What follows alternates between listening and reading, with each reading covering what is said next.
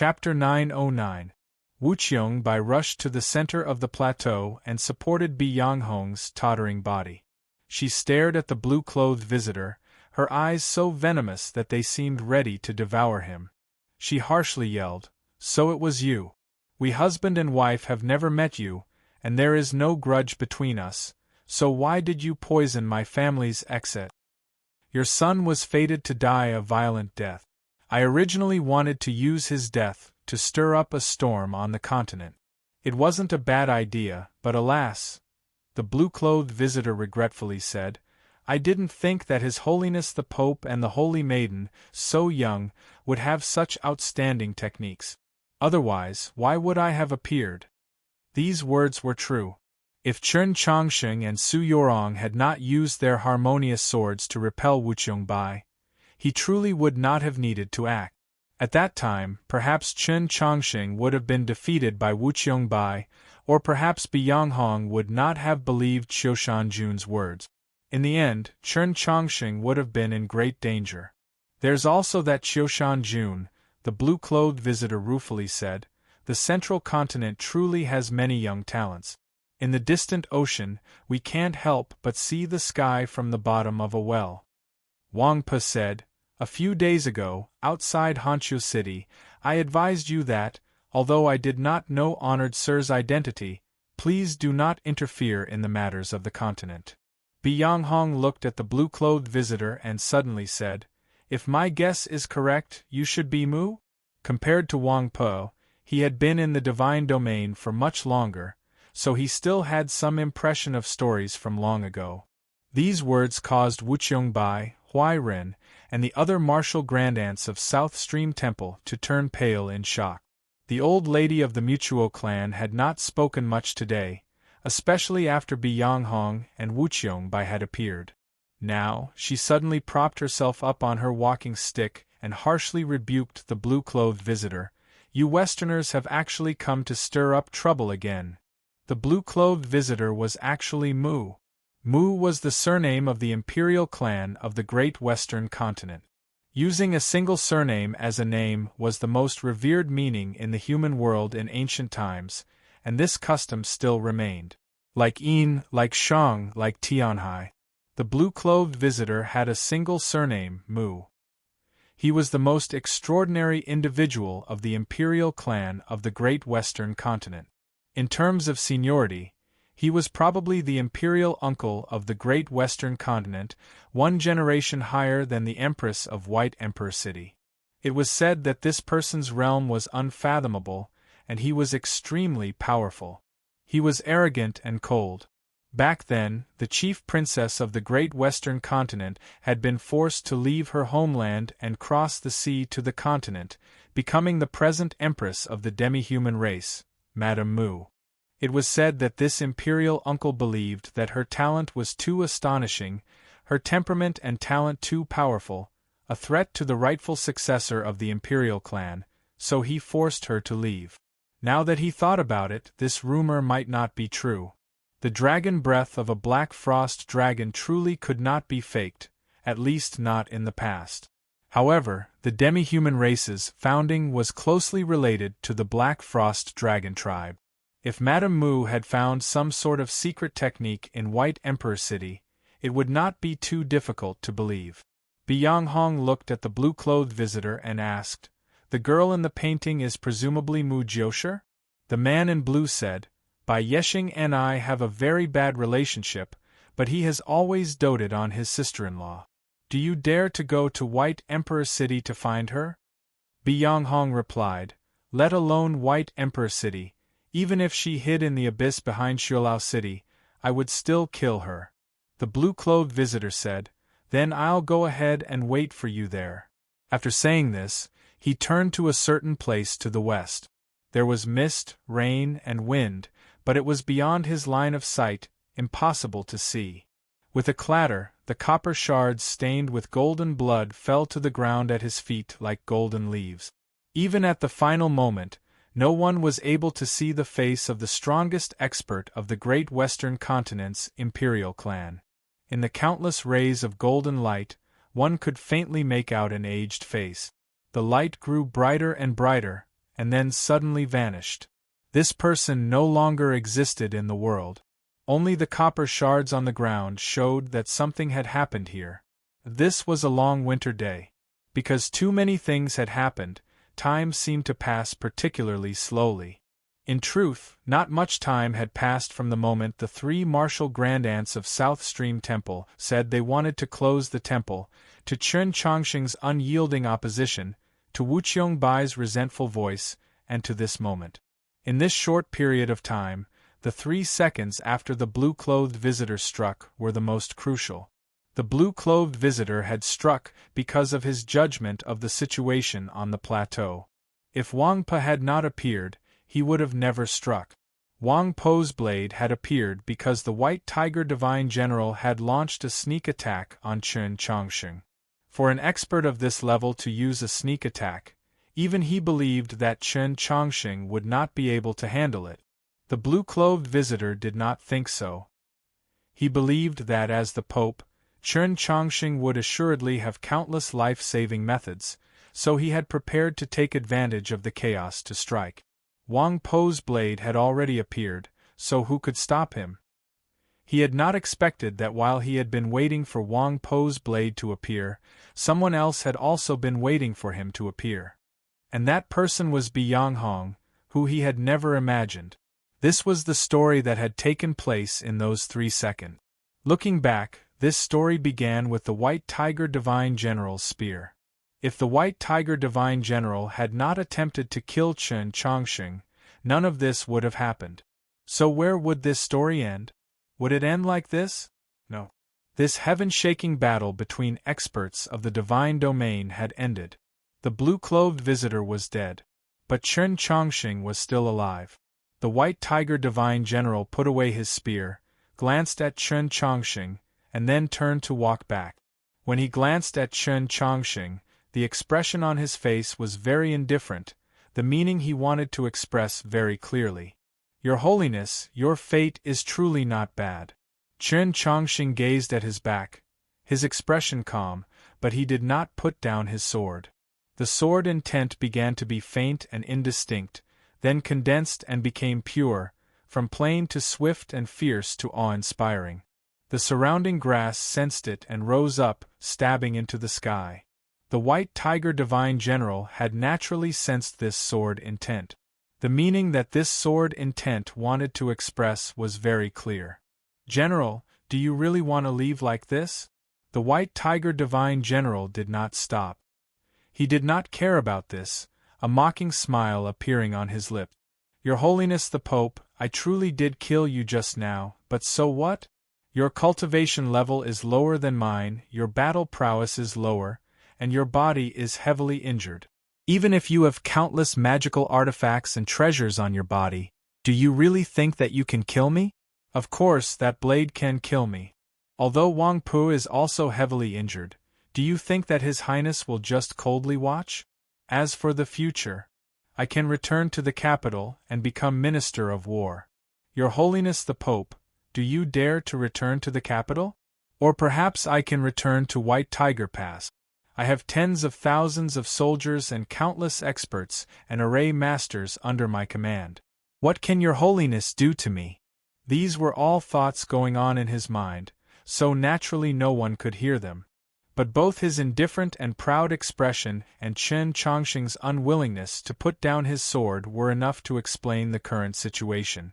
Several Taoists from the Monastery of Eternal Spring flew out from the Imperial Court's diplomatic mission and came to the center of the plateau to receive them. Their blue clothes drifted in the wind, blocking Chen Chongqing's line of sight from the White Tiger Divine General's back. Suddenly, a green leaf fell. The color of these green leaves was a little lighter than the green clothes worn by the Taoists, making them seem lighter. These were the leaves of the wudong tree. Several hundred zhang away, Su Yorong gripped her bow with both hands. There was no arrow on the string, but the wu arrow had already been fired. It was those green leaves. Chapter 9-10. The green leaf suddenly shot forward, transforming into a sharp arrow that shot toward the blue-clothed Taoists. The blue-clothed Taoists sensed the power contained within the wu arrow. Their expressions instantly chilled, and they did not dare to be careless. Gloomy sword glows enveloped their bodies. Taking advantage of this chance, Chen Chongqing used the Yesher step, moving from Doshin to Nyosu. Like a wisp of smoke, he stabbed at the White Tiger Divine General's back. The White Tiger Divine General had no time to turn around. His expression twitching, his spear flew through the air. He had been rather surprised that Su Yorong had suddenly attacked, but he had long since been prepared for Chen Chongqing's attack. Countless strands of star radiance seeped out of the chinks in his armor, shining brilliantly and condensing into a surface of light. Its surface was extremely smooth, its form perfect and without a single hole. Chen Chongqing's sword moved like a bolt of lightning, avoiding the spear's block and stabbing forward, but it failed to pierce through this surface of light. This was the first time he had encountered such a situation ever since he had learned the sword from Su Li in the wilderness. Before this, his intellectual sword had always been able to pierce through the defenses of both Divine General Shui, he and experts of Xiao De's level. Could this person actually have a perfect star domain? Countless sword slashes, light, and heat sputtered between the two. Through these rays of light, Chen Chongqing could see the White Tiger Divine General's extremely indifferent face. When Su Li had evaluated the current generation of cultivators in the wilderness, he had said that none of these fellows possessed a truly perfect star domain.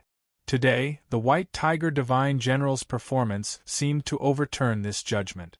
Chen Chongqing could sense that this person truly was powerful, infinitely close to Shui Xingchuan's. Whether he used the intellectual sword or the blazing sword, he would find it very difficult to break through this person's defenses, at least in the short term. The White Tiger Divine General naturally understood this even better. He looked at Chen Chongqing through the rays of light, his eyes tinged with faint disdain. Suddenly, a hint of pain appeared in his eyes, scattering that disdain and transforming it into boundless shock. His star domain, which could be said to be perfect, had actually been torn open. What was going on here? Before Chen Chongqing's sword clashed with the White Tiger Divine General's spear, a person walked out of the Imperial Court's diplomatic mission. In both appearance and clothes, this person was extremely ordinary, so unremarkable that he had not attracted any attention at the very start. That person's footsteps seemed to be very slow, but he soon arrived at the center of the cliff plateau several thousand feet away. That person's footsteps were very light, so light that there was no sound, not even the sound of the wind. It was as if there was not even a breath or smell. Not even the White Tiger Divine General, who was at the peak of star condensation, had sensed that he had arrived behind him. The man was like a true specter, standing quietly behind the White Tiger Divine General and staring indifferently at the back of his neck. Finally, someone noticed this strange scene and felt a chill run down his spine. Someone from the Imperial Court's diplomatic mission reacted and wanted to warn them, but it was already too late. The man raised his hands and attacked the back of the White Tiger General's neck. Several extremely sharp and bone-chilling scars appeared in front of his hands, looking like two wolf claws. This was the calmest sneak attack, as well as the most intelligent combat method. No matter how perfect your star domain was, I would break it with force. The sharp wolf claws fell and tore a hole in the White Tiger Divine General's perfect and smooth surface of starlight. This hole was very small. If one did not look carefully, they would not even notice it. The lethality of these two wolf claws seemed to find it very difficult to injure the White Tiger Divine General. But in the eyes of the truly powerful personages present, these two wolf claws were the most dangerous of existences. They vaguely saw a ferocious wild wolf sneaking up behind a prey, lowering its head indifferently to bite the prey's neck. Only when the sharp wolf teeth pierced through the prey's veins and even bit off its head did the prey realize what had happened. Who else could such a dangerous and skilled sneak attack be? It was naturally Zheshio. The Prince of Xiang's eyes suddenly chilled. Flames blazed in their depths, turning into a great sun that seemed to crackle with electricity. A cold wind rose from his feet, howling around his swollen waist like it was about to become a new belt. He sensed that something might have happened to the White Tiger Divine General and was determined to save him. But Wang Po's gaze fell on his body. His empty sleeve fluttered in the wind, looking like the thread tied to a paper aureole on the verge of falling. Biang Hong also looked at the Prince of Xiang, the broken thread hanging from his pinky gently drifting in the wind, while the bright red petals uneasily danced behind him. The Prince of Xiang narrowed his eyes, his hands gripping his belt. It was hard to say whether he would strike next. The standoff between the three experts of the divine domain lasted for only a very short moment. Because in a very short moment, the outcome of the battle had been decided, and life and death had been decided. Chen Chongqing's sword was like the shadow left behind by a white crane flying down from the sky over a cold pool in the mountains. It swept past the mountainous spear and flew forward. Zheshio's hands were like branches buried by the cold light of the northern demon moon. The unalarmed spear landed on the back of his opponent's neck.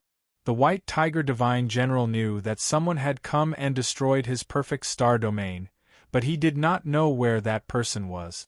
He also had no energy to care about where that person was, because Chen Chongqing's sword had already arrived. That dagger, so bright and clean that it seemed to have been washed in autumn waters, combined with the vault sheath, made its killing intent even brighter and sharper. The gap that had been torn open in the White Tiger Divine General's star domain was very small, but as long as there was a gap, it could be pierced through by a boundless sharpness.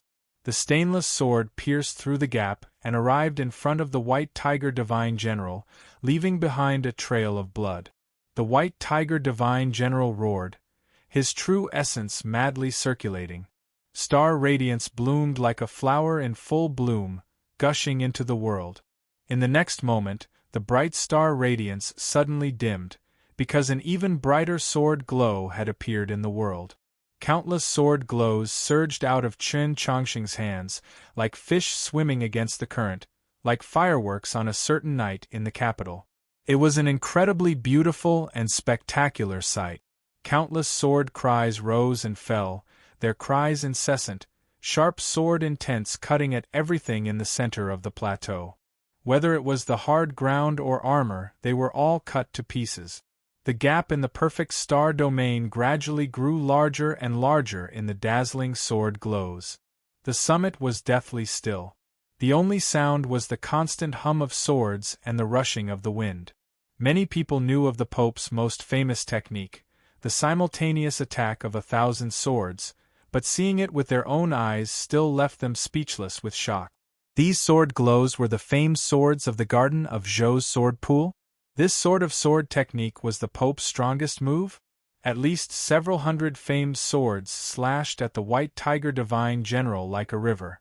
Even if the White Tiger Divine General was powerful, had undergone a perfect purification, and had an extremely vigorous true essence, how could he endure?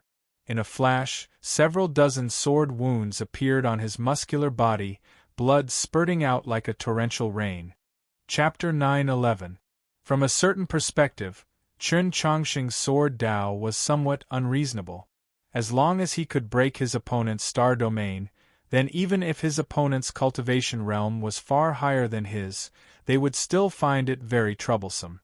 3 years ago, on that snowy day in the capital, he had charged into the alley of the Northern Military Department, sword in hand.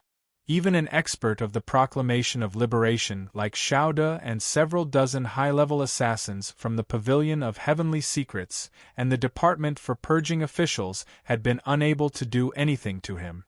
A hint of regret appeared in the White Tiger Divine General's eyes before it was shattered by the sword light.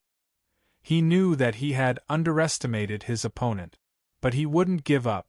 As he waved his iron spear, he created layers of iron curtains in front of him.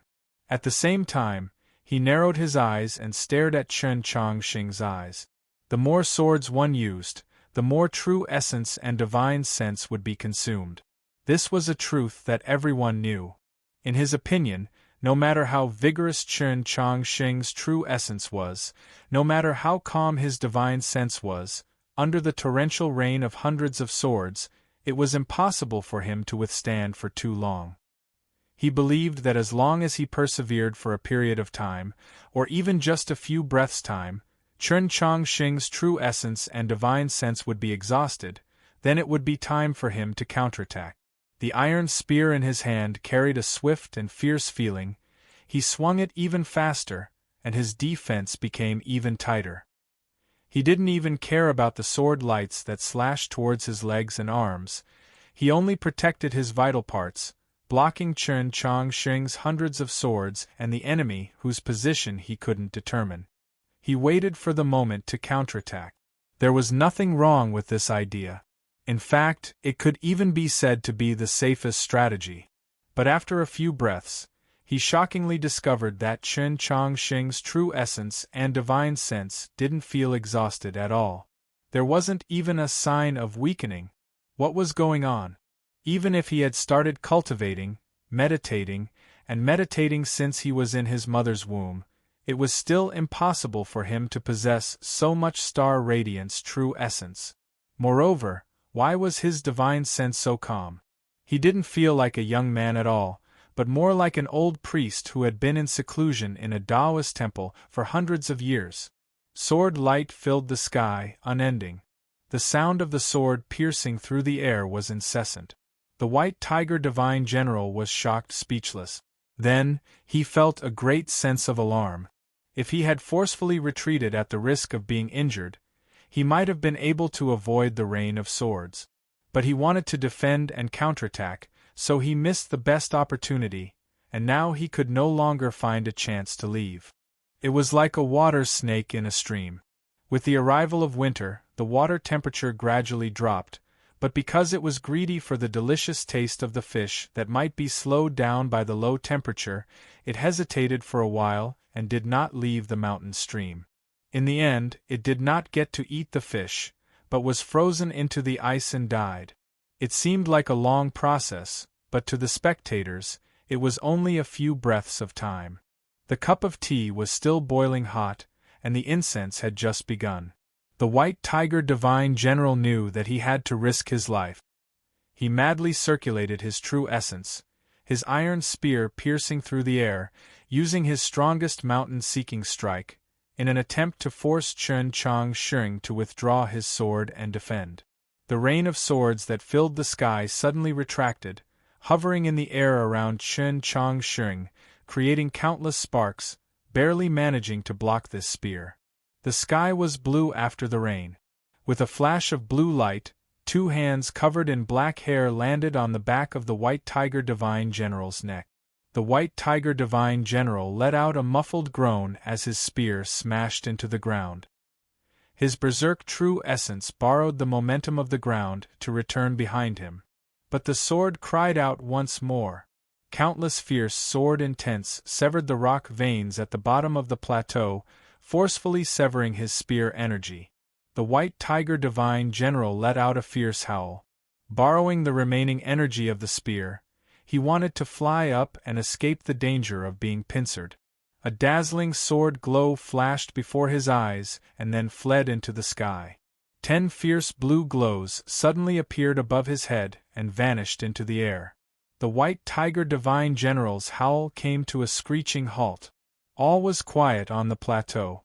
A sword stabbed into his chest. There was a hole there, and blood was flowing out from it. There was a light crack. A pair of hands had twisted his neck.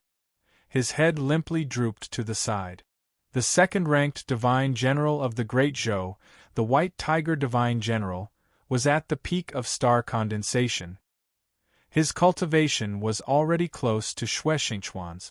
In every aspect, he was stronger than Chen Chongqing and Zhixiu. But today, he had been jointly attacked by Chen Chongqing and Zhixiu. Let alone victory, he hadn't even found a chance to counterattack. He collapsed on the plateau, blood spurting from his wounds. Carrying with him a sense of unwillingness, despair, and confusion, he died. The plateau was still deathly still. Too many things had happened today, the situation changing too quickly.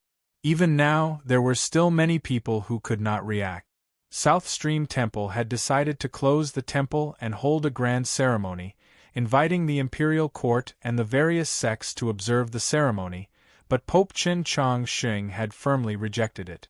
However, Chen Chongsheng had suddenly become the true culprit behind Bi Tianxin's death, the target of vengeance for Bi Yanghong and Wu Qiongbai. Just when Wu Qiongbai was about to kill Pope Chen Chongsheng, Holy Maiden Su Yorong suddenly emerged from seclusion. The two's harmonious sword style shocked everyone present. When Bi Yanghong broke the harmonious sword style, he was obstructed by Su Yorong's Tong Bao and Wu arrows. The White Tiger Divine General used this chance to launch a sneak attack on Chen Chongsheng. Wang Po's blade from beyond the heavens wanted to save him, but he was obstructed by Wu Qiongbai. At this moment, the mysterious blue-clothed visitor from the great western continent unleashed a thunderous strike at Chen Chongsheng that no one could stop. It seemed like no one could stop him, but it seemed like at the time, all the people present who had the ability to stop him were either being stopped or had no reason to stop him. Bi Yanghong was the latter. His attack had directly changed the situation and exposed the true mystery. The blue-clothed visitor's scheme had been exposed and then he had died. Logically speaking, this story should have ended here, but it had not. If the White Tiger Divine General's first attack represented the stance of the imperial court and the venerable Taoist Shang Xingzhou, then the White Tiger Divine General's death naturally represented the stance of the orthodoxy and Pope Chen Chongsheng. Chen Chongsheng had personally killed this person. There was no stance in the world more clear-cut than this. The Prince of Xiang slightly narrowed his eyes and asked Chen Chongsheng, "Your Holiness, you just killed him?" Chen Chongsheng said nothing. The person who answered the Prince of Xiang was Hu 32. The bishop snapped. This person attempted to assassinate His Holiness the Pope, committing a heinous crime that deserves 10,000 deaths. It was just like a few days ago in the old estate in Wenshui City. Tang 36 wanted the Tang's second master to die immediately, before the sun set over the mountains. The White Tiger Divine General dared to attack Chen Chongsheng, so he also had to die. He had to die on the spot, die in front of everyone. The Prince of Xiang said nothing more. Bi Yanghong looked at him and said, "Once I go to White Emperor City and kill Mu Jiushi, I will go to the capital and ask the venerable Taoist if he knows of this matter." Then he turned to Chen Chongsheng and Su Yorong and said, "My apologies." Finally, he and Wang Po exchanged their farewells and then left with Wu Qiongbai. As the somewhat desolate figures of this couple shot into the sky and vanished into the sea of clouds, the people on the plateau all had different emotions, some of them feeling sympathy. "I've been rather tired recently and time is rather tight. In the next half-month, I will do my best to write 2 chapters a day, but I might not have time to revise them. There will definitely be many mistakes and omissions. I ask for everyone's understanding." Chapter 9:12. The Prince of Xiang prepared to leave. Su Yorong said, "Prince, please wait a moment." The Prince of Xiang stopped and looked at her. "Is there some divine decree?" Su Yorong said, "When I was young, I didn't have a high evaluation of the prince. Now that I think about it, it was because I didn't have enough experience." The Prince of Xiang calmly replied, "The Holy Maiden's praise is too much. I do not deserve it." With the imperial court's diplomatic mission leaving the summit, there was no need for Wang Po to remain. "I need to recuperate for a period of time. Everyone, take care," he said to Chen Chongsheng and Su Yorong. Experts of the divine domain had already comprehended the laws of the world. Even if they were defeated by experts of the same level, they would still find it very difficult to kill them. Today, he and Bi Yanghong had worked together to kill the blue-clothed visitor, not giving him a single chance and paying a heavy price. Su Yorong suggested, "It would be better to quietly recuperate at South Stream Temple. Scholatry Manor isn't far, and I still have some unfinished business to attend to, so it's not convenient to disturb you." As Wang Po said this, he glanced at the 3 martial grandaunts of South Stream Temple. Everyone present knew what he meant. Huai Ren's expression did not change, Huai Shu was slightly angry, and Huai Bai's expression changed slightly. Huai Bai was well aware that she would inevitably be reprimanded for her actions today. She had originally intended to leave with the imperial court's diplomatic mission, but she had not expected the Prince of Xiang to remain silent. The vice principal of Scholatry Manor, Zhong Hui, and the other disciples stepped forward, bowed to Chen Chongsheng and Su Yurong, then escorted Wang Pe down the mountain. The old matriarch of the Mutuo clan and the patriarch of the Wu clan were the next to leave. When the two leaders bid farewell to Chen Chongsheng and Su Yurong, their expressions were very humble and their attitudes were very proper. For thousands of years, these aristocratic families had never been wrong when choosing side. Whether it was between the Liang and the Chen, between Emperor Taizong and the King of Chu, or between the Tianhai Divine Empress and the Imperial clan. Before today, they were naturally on the side of Dao Master Shang Xingzhou and the Imperial court, but what happened today would definitely have an impact on their attitude. The unification of the East and West between the continent and the Great Western Continent was the next major event of the human race after the unification of the North and South, and it was pushed forward by Shang Xingzhou and the Imperial court. However, following the union of Chen Chongsheng and Su Yurong, the union of the East and West had already become a bubble. The Great Western Continent scheme had been exposed, the blue-clothed visitor dead, but everyone knew that the shadow of the imperial court was behind this scheme. Otherwise, Biang Hong would not have left behind those words brimming with killing intent before leaving. The sudden return of South Stream Temple's three martial grandaunts and their forceful push to close the temple was also assuredly related to the imperial court. From the looks of it, the imperial court had failed in both cases. This would definitely shake the minds of the aristocratic families. If the Tang family was really determined to remain neutral in the future, they would have to make a new choice. "I'll send the two elders off." Tang 36 glanced at Chen Chongsheng, then piled a smile on his face as he supported the old lady of the Mutuo family towards the carriage. He didn't forget to chat with the head of the Wu family. For example, how was the young lady's health? Was Cousin Mei still as bitter as when she was young? Did she not like to eat when the weather was hot? Soon after, the cultivators of the various sects came forward, bowed to Chen Chongsheng and Su Yurong, and then took their leave. Today, everyone had come to Holy Maiden Peak to observe South Stream Temple's closing ceremony, but who dared to bring up this topic? The three martial grandaunts of South Stream Temple had rather grave expressions, especially Huai Bai, whose complexion was extremely gloomy and unsightly. From breaking through the wall and descending into the plateau to now, Su Yurong had not said a single word to them, not even glancing at them. The last to take their leave were the disciples of the Mount Li Sword sect. Go Hanshi bowed to Su Yurong and said, "I should have stayed behind to see if there's anything I need help with, but senior brother might already be here. For the sake of safety, I should first go find him." Since Bianghong had received Qiushanjun's message on his way up the mountain, Qiushanjun had naturally come today. As for why he still had not appeared, different people had different guesses, but presumably, it had something to do with Su Yurong and Chen Chongsheng. Su Yurong fell quiet for a while, then said to Go Hanshi, "Senior brother, be careful on the road. If you see him, thank him for me." Go Hanshi replied, "Senior brother might not want to hear this thank you." Su Yurong said, "Then ask him why he hasn't come to see me." As she said this, she did not look at Chen Chongsheng.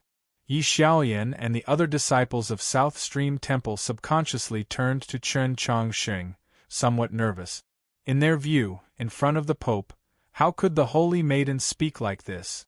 Chen Chongsheng did not notice these gazes.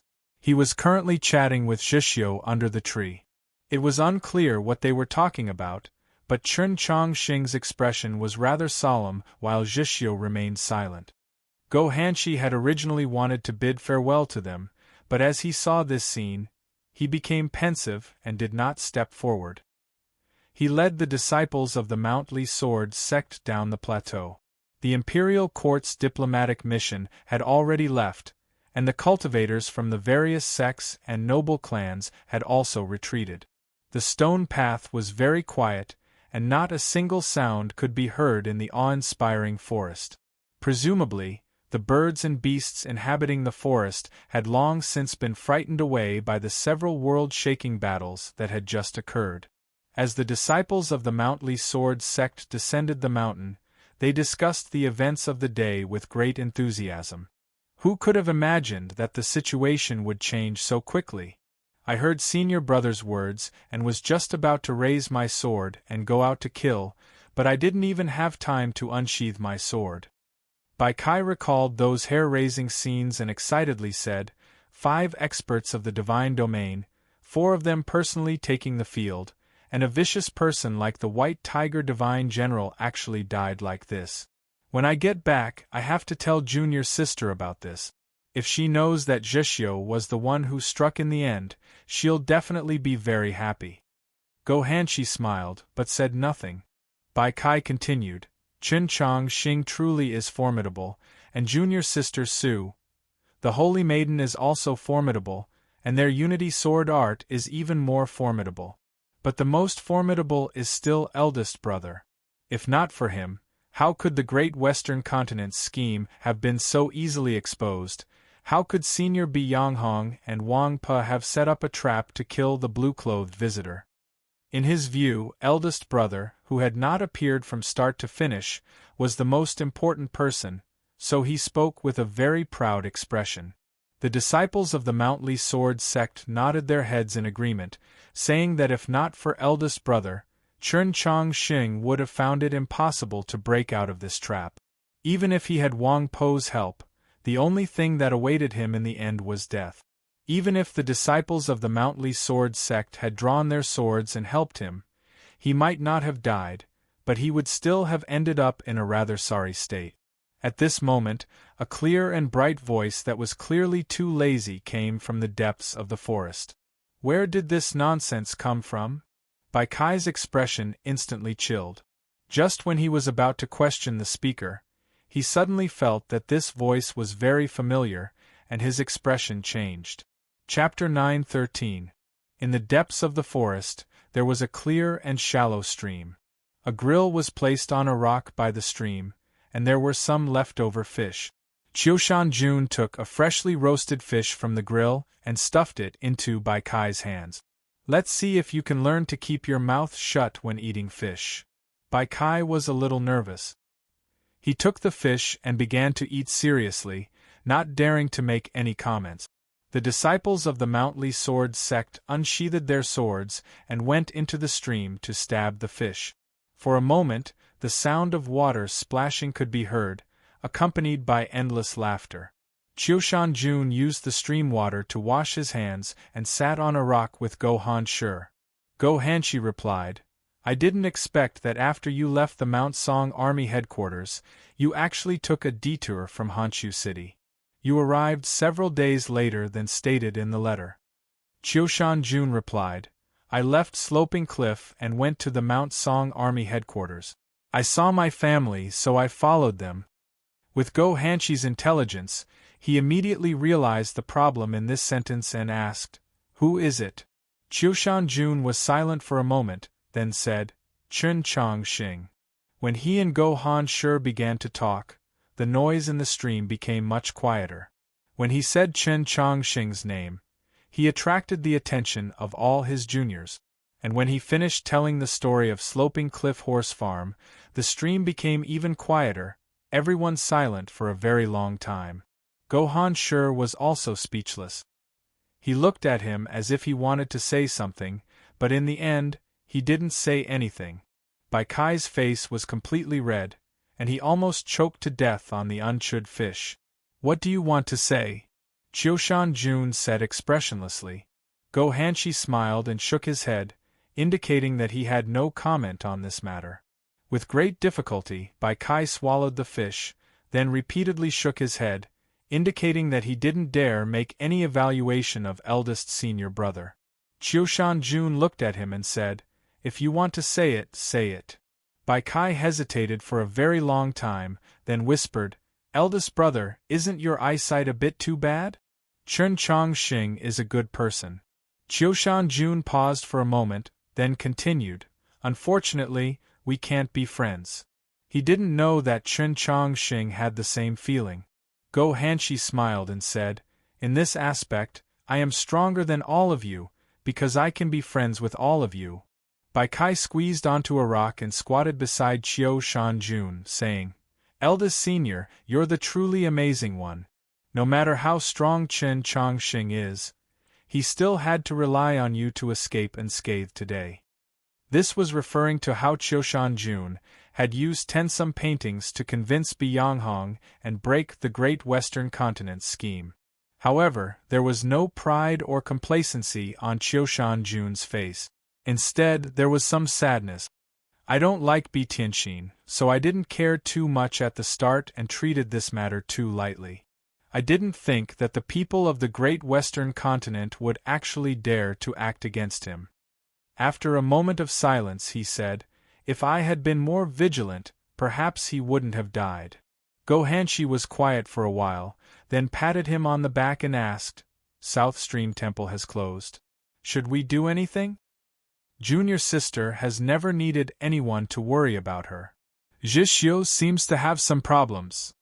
We'll talk about it when we get back.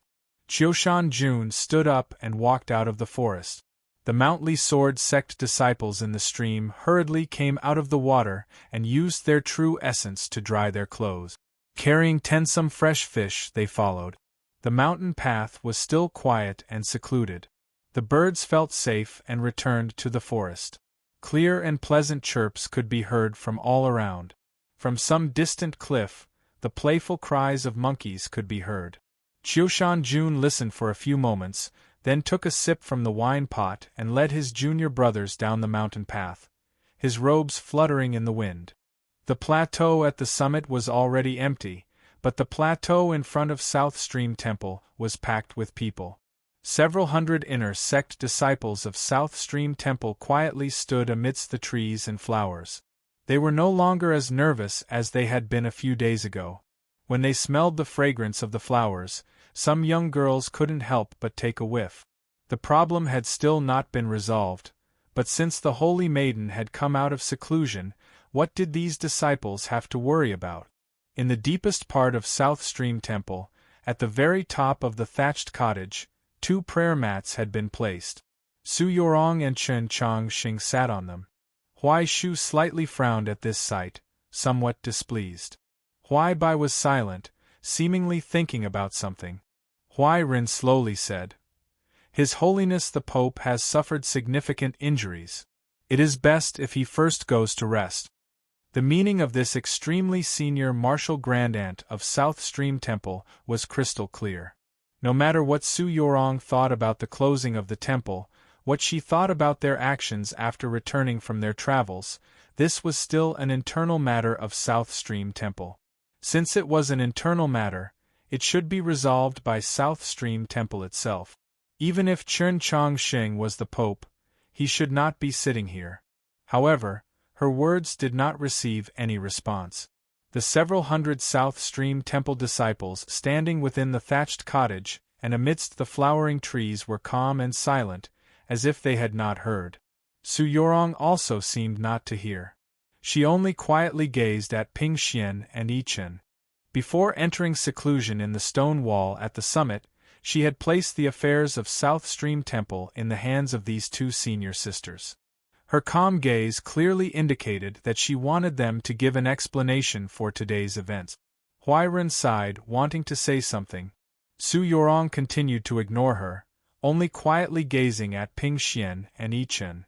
Although they were all disciples of the same generation, Ping Xian and Yi Chen had long ago gotten down on their knees. Yi Chen's eyes were moist as she said in a trembling voice, I truly do not know what to do. With these words, tears began to flow from her eyes. Su Yorong knew that Yi Chen had always had a gentle personality.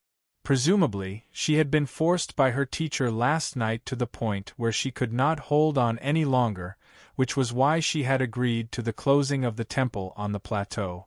Ping Xian was much calmer. This disciple knows her wrongs, but Master is still old and weak, and she does not have evil thoughts. Temple Master, please show mercy. Huairen was taken aback. She had not expected that this disciple, who had defied her several times today on the plateau, would now plead for mercy on her behalf. But she did not accept these words because even now she still believed that she was correct. She calmly recounted the events of the last few days to Su Yorong. Just like last night and today, she explained why she wanted South Stream Temple to close for 10 years. From start to finish, Su Yorong said nothing, only quietly listened. Huairen said, "Today's matter seems to have been peacefully resolved, but Holy Maiden, in breaking out of seclusion, you must have paid an enormous price." Chen Chongxing glanced at Su Yorong. Huairen continued, "What if this sort of thing keeps happening in the future? Holy Maiden, how many more times can you pay this price?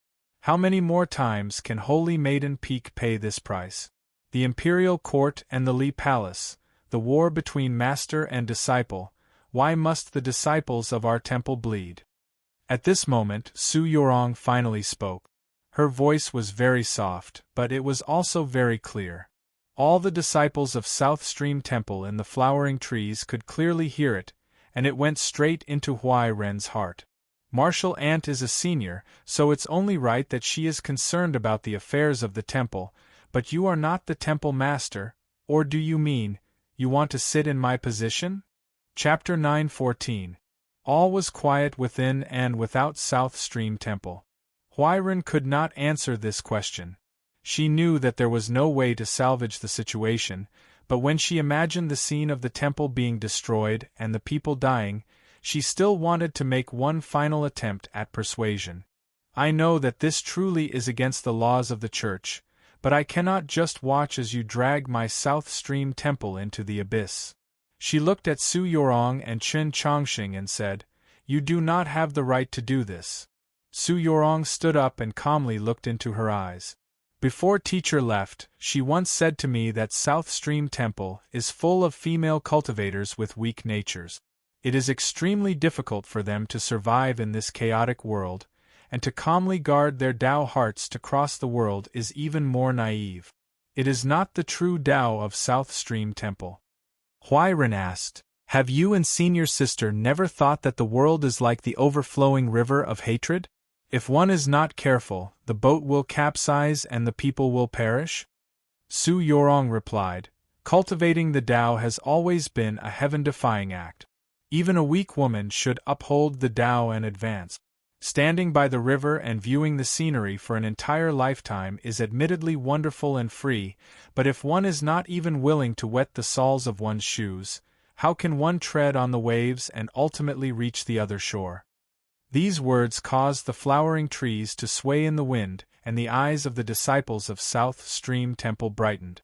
"When I was little, at New North Bridge in the capital, I jumped into that well, and when I stood on the bridge, I jumped into the Luo Canal. Everyone thought that I was seeking death, but they didn't know that I only wanted to jump in and see if there was a moon, if there was a legendary evil dragon. I even dared to do these things, so how could I jump into the river?" As Su Yorong spoke, Chen Chongxing glanced at her. Before the battle on the Bridge of Helplessness, he had carefully studied her and was well aware of these anecdotes from her childhood in the capital.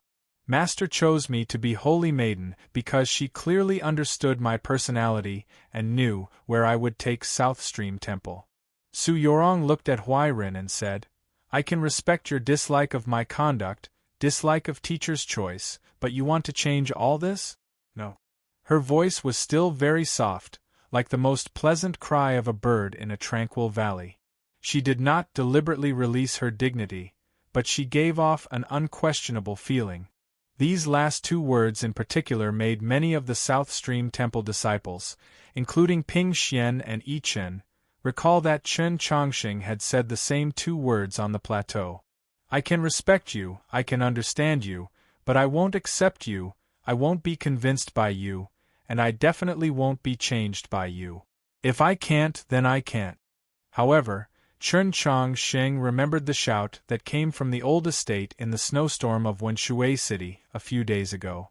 Your son is colluding with the demons. As for fame, he had only started slowly accumulating it after the grand examination. As for Su Yurong and Qiu Shanjun, they had been raising them since the day they were born. They had not lived in this world for as long as those senior experts, but in terms of reputation, how many people could compare to them? The debate came to an end. Su Yorong was the will of South Stream Temple. In these 10 or so green peaks, no one could shake her position, and it was even to the extent that they couldn't approach her. Even if the ones who opposed her today were the 3 granduncles with the highest seniority. Huairen sighed. Seeing Su Yorong's calm expression, her heart like dead water, she asked, "Then how does the temple master intend to punish us?" "I said that I can respect you, that I can understand you. This being the case, Martial Uncle has not done anything too serious, so why should I punish you?" Su Yorong said, "Martial Uncle has always liked to travel the world. For the future of South Stream Temple, I was forced to interrupt my cultivation and return.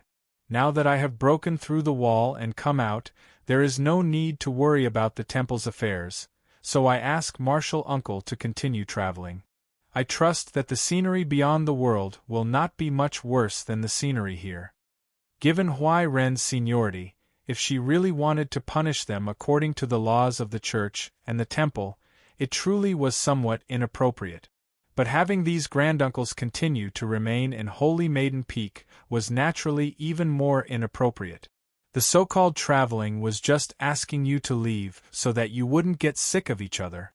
Su Yorong's way of handling this matter could truly be said to be light-hearted and broad-minded. She was confident that Huairen would be able to accept it. Yi Chen and Ping Xian looked at Huairen with joy in their eyes. Just when Huairen was prepared to say something, Su Yorong suddenly remembered something.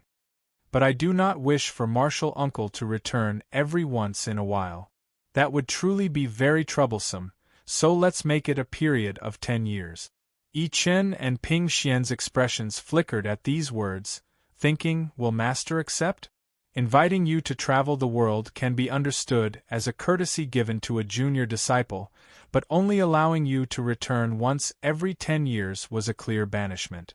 But Huairen was well aware that the Holy Maiden's 10-year period referred to the Star Osmanthus festival that South Stream Temple held every 10 years. When she thought about how Su Yorong had not deprived her of the right to participate in the Star Osmanthus festival, what else could she say? She sighed and walked out of the thatched cottage. Huai Shu bowed to Su Yorong and Chen Changxing, then turned and followed. Huai Bai was already at Huairen's side.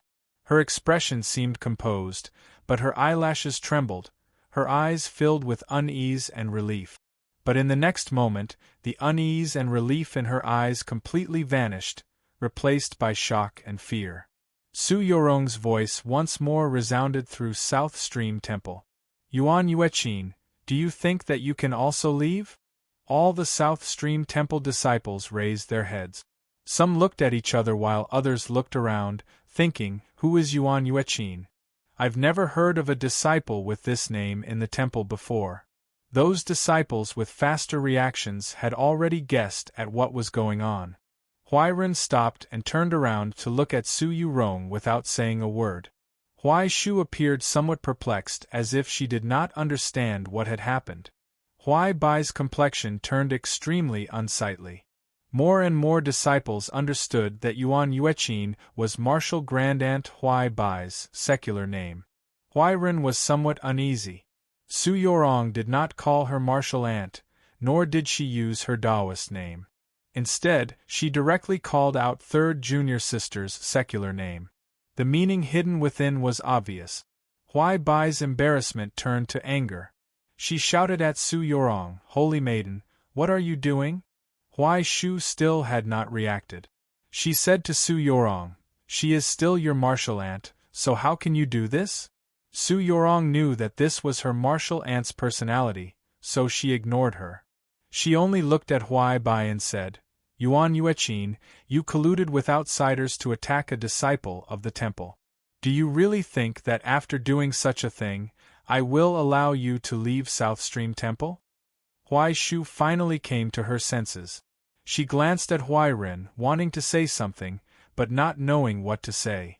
To those South Stream Temple disciples on the plateau, Su Yorong's words made them recall those scenes from back then. At the time, they had formed a sword array, their wills united as an impregnable fortress, resisting the divine domain expert Wuqiong Bai.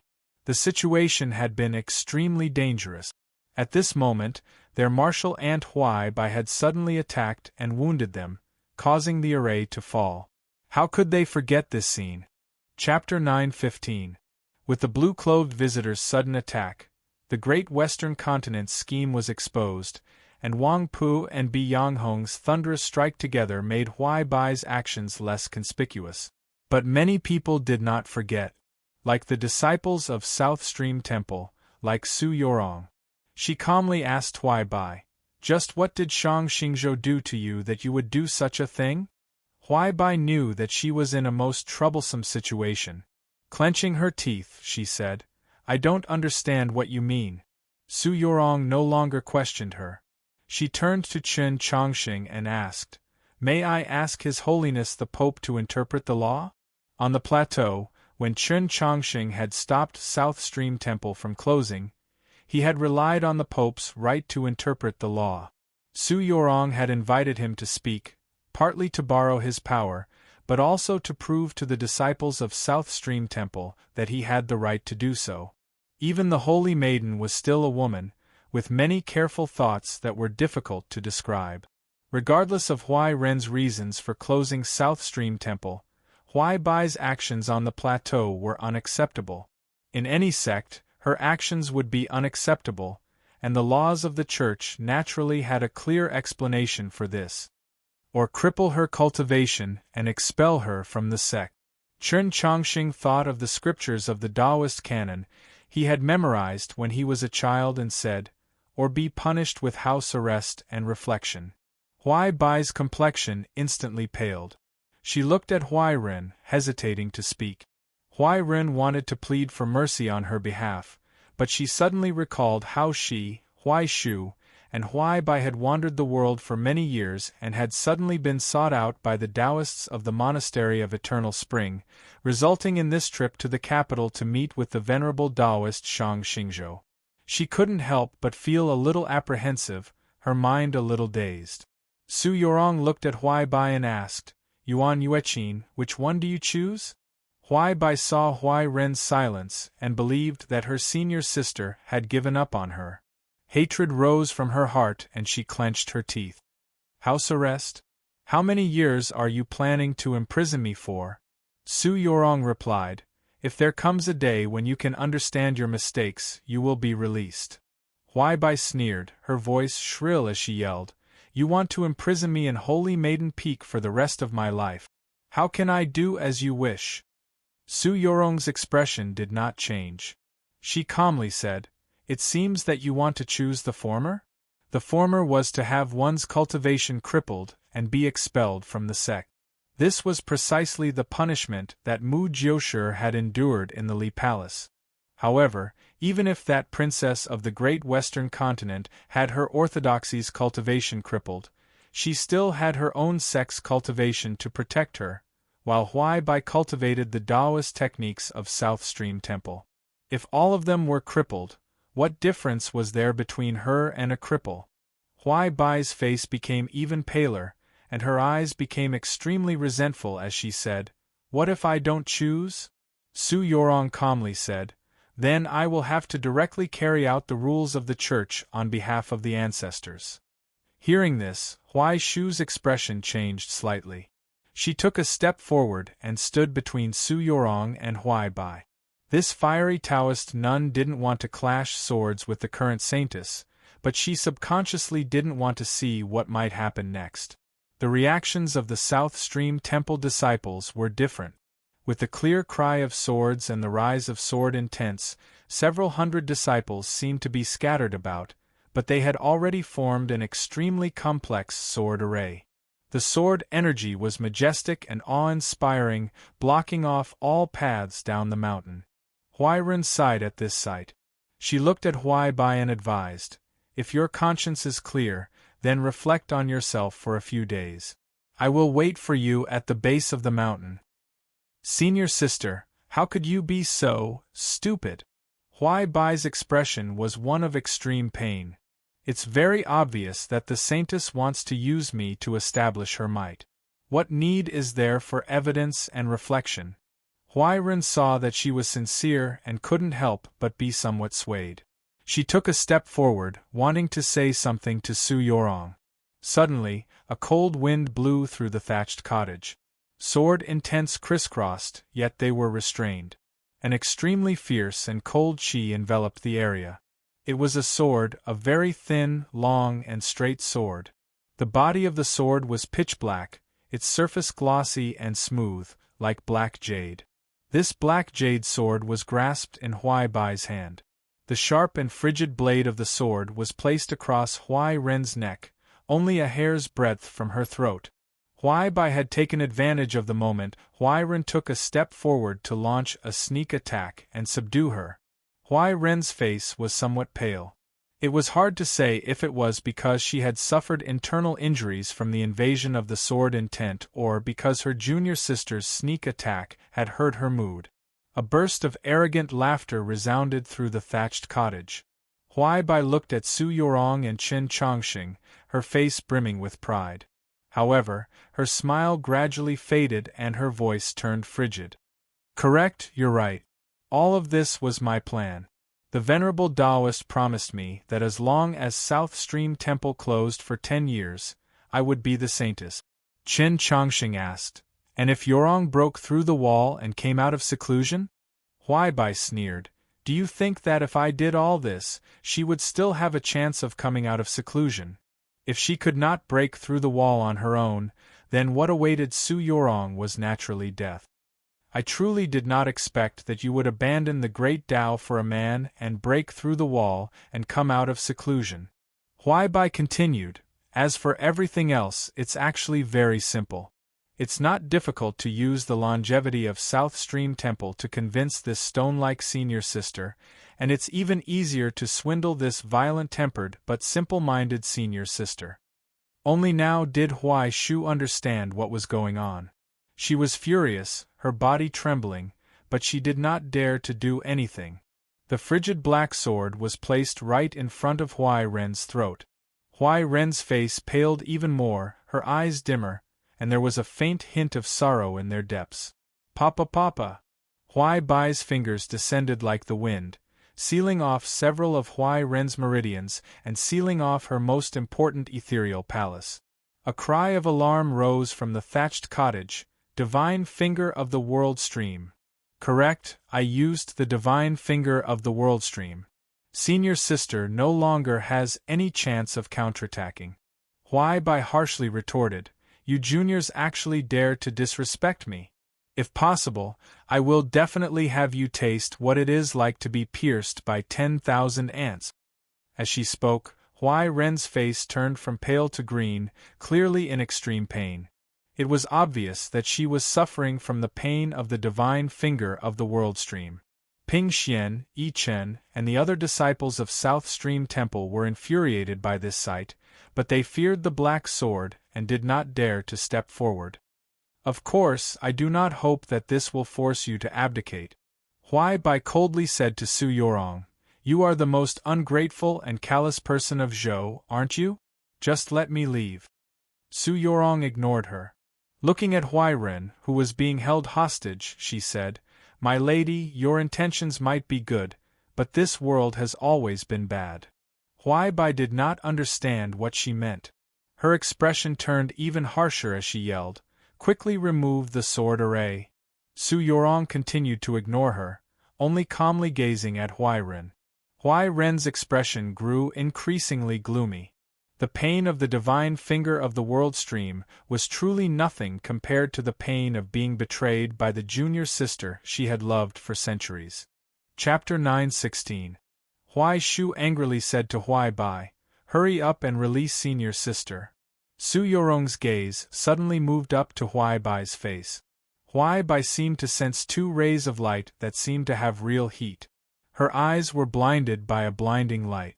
Boom! A gale howled through the thatched cottage. The white grass danced in the wind as wings of fire Tensum Zhang long occupied everyone's vision. Su Yorong had revealed her true phoenix body. Boundless light flooded the surroundings as the temperature rapidly rose. The entire thatched cottage seemed to be on the verge of igniting. Huai Bai felt an unimaginable pressure. Shocked and furious, she retreated, but she did not let Huai Ren go. Suddenly, Huai Ren's face turned incomparably pale and she spat out a mouthful of fresh blood. Huai Bai froze and lowered her head, wariness rising in her heart. But it was too late. Huai Ren's seemingly thin and small body exploded with a vigorous and pure energy that seemed to have been cleansed by the South Stream for several hundred years. The frigid black sword was sent flying. Huai Bai felt like a mountain had smashed into her chest, and she howled as she swiftly retreated. Huai Ren turned around, her body like smoke and the fragrance of flowers as she attacked. Her two hands seemed to descend lightly, but they contained the principles of the world, making it impossible to dodge. Tensum soft sounds came from the flowering trees of South Stream Temple. It was the sound of her fingers striking Huai Bai. With a muffled thud, the winds howled and then gradually receded. A hole about 3 feet deep appeared in the flowering trees of South Stream Temple. Huai Bai stood at the bottom of the hole, her body covered in blood and her face pale. How could this be? She somewhat crazily muttered. Huai Ren calmly stood in front of her and said, "Know the masculine, guard the feminine, and become the stream of the world. Junior sister, you've never practiced this finger technique correctly." Huai Bai shrieked and turned to leave. With a whoosh of wind, a figure descended like a thunderbolt and slammed into her body. Huai Bai cried out in pain as she fell into the depths of the flowering trees. This figure was none other than the fiery Huai Shu. There was not only fragrance in the depths of the flowering trees, there was also sword intent. Tensum sword intents abruptly rose up. Huai Bai screamed again and again as her body suddenly staggered. Finally, she could no longer endure and was forced back by those sword glows. Fallen flowers form a grave. She fell into the pit. Her left arm had been severed, and her entire body was covered in sword wounds. She was drenched in blood, and she looked extremely miserable. She looked at Huai Ren and climbed up with difficulty. She cried, "Senior Marshal Sister, please spare me." Huai Ren looked at her quietly and didn't say anything. The cries of pain gradually became softer, signifying despair. Huai Ren was silent for a long time. She turned around and looked at the cottage. She bowed to Su Yorong and Chen Chongxing, then walked out. Huai Shu glanced at the bottom of the pit, then left as well. The South Stream Temple disciples walked into the pit, dragged Huai Bai out, and walked to the rear of the plateau. Huai Bai thought about the tragic fate that awaited her. Being imprisoned for the rest of her life was truly a fate worse than death. Endless hatred grew in her heart as she screamed hoarsely, "Primogenitor of Tao will come and save me! At that time, none of you little bastards will have a good ending. When the time comes, I will make you kneel down and beg me." The South Stream Temple disciples glanced at each other, not knowing what to do. After all, this was their martial grandaunt. No matter how angry they were, they couldn't do anything. Huai Bai was still cursing incessantly. Her words were getting more and more unpleasant, and her filthy words were incessant and extremely sinister. Tang 36 and Zhishio stood in a pavilion outside the cottage. He couldn't help but shake his head at this sight. At this moment, Su Yorong glanced at Chen Chongxing. Chen Chongxing froze and glanced at Tang 36. Tang 36 sighed, "Truly a fine pair," then, he glanced at Zhishio. A cold wind suddenly stirred, causing the fallen leaves on the pavilion to dance. Zhishio arrived between the trees. With a swish, the demon commander's banner sword flew through the air, a gloomy sword glow. Huai Bai's hateful curses came to a screeching halt. She clutched her bleeding throat, her eyes filled with disbelief as she slowly fell to the ground. Dusk fell between the mountains much earlier than it did on the plains. It was still early, but the sun was already approaching the upper edge of the mountain range. The light was somewhat dim, and the trees seemed to be on the verge of burning. On the mountain path in front of South Stream Temple, Ping Xian and Yi Chen led 100-some direct disciples to send off their two martial grandaunts, Huai Run and Huai Shu. Although they were rather far away, one could faintly hear weeping, and the mood was somber and sorrowful. "I didn't think that this martial aunt of yours would have such a powerful cultivation." Chen Chongqing stood on the edge of the cliff and looked at the scene.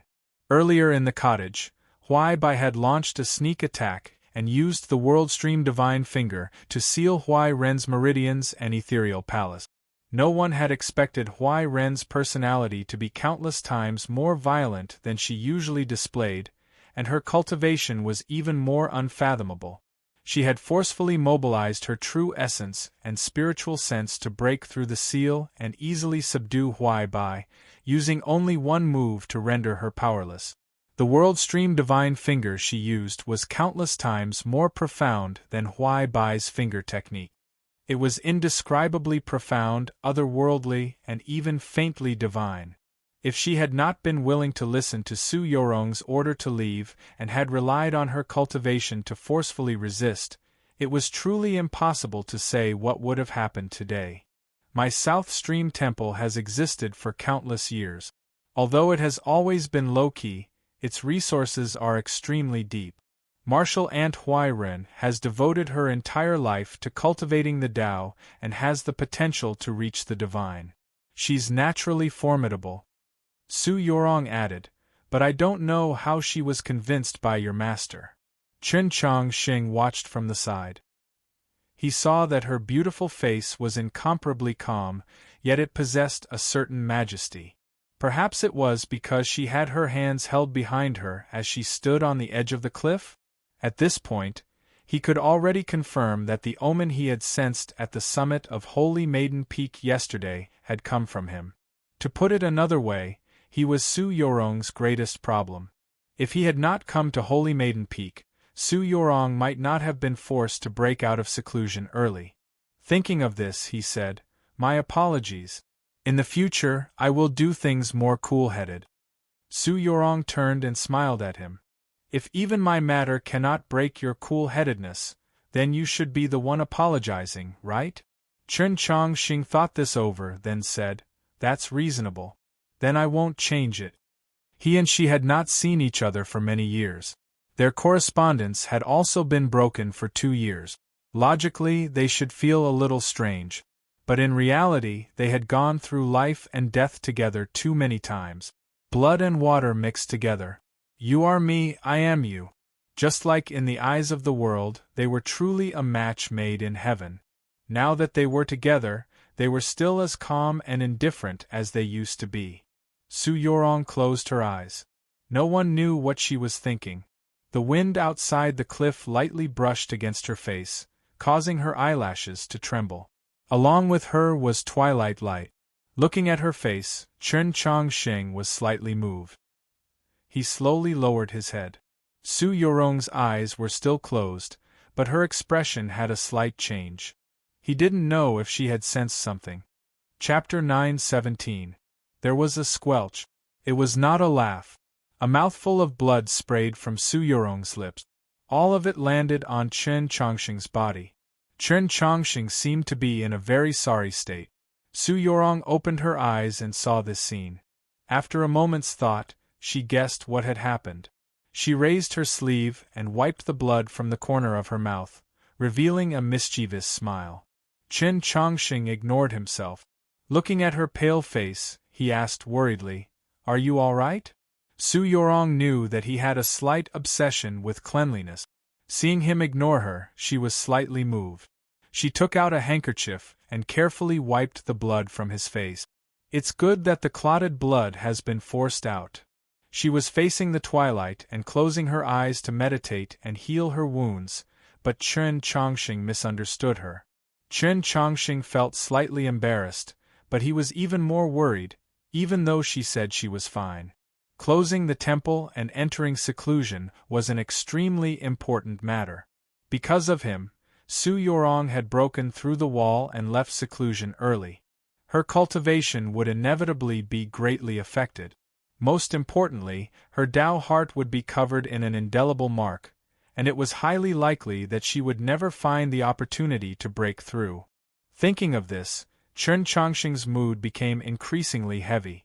Su Yorong knew what he was thinking and said, "Many cultivators encounter a situation like mine. Their Tao hearts will be shaken by a single setback, and they will never have a chance to reach the divine. But you don't need to worry about me, because I am more confident than anyone else. I am still very young." The so-called cultivation of the Tao was the cultivation of time. As the youngest cultivator in recorded history to be able to see that threshold, she still had many years to comprehend and savor. Most importantly, she had a clear understanding of this point, ensuring that these years would not be wasted and that her Tao heart would not be affected in any way.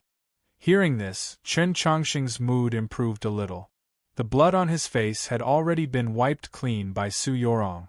The occasional remnant was transformed into phoenix flames by the twilight and disappeared, but his clothes could not be dealt with.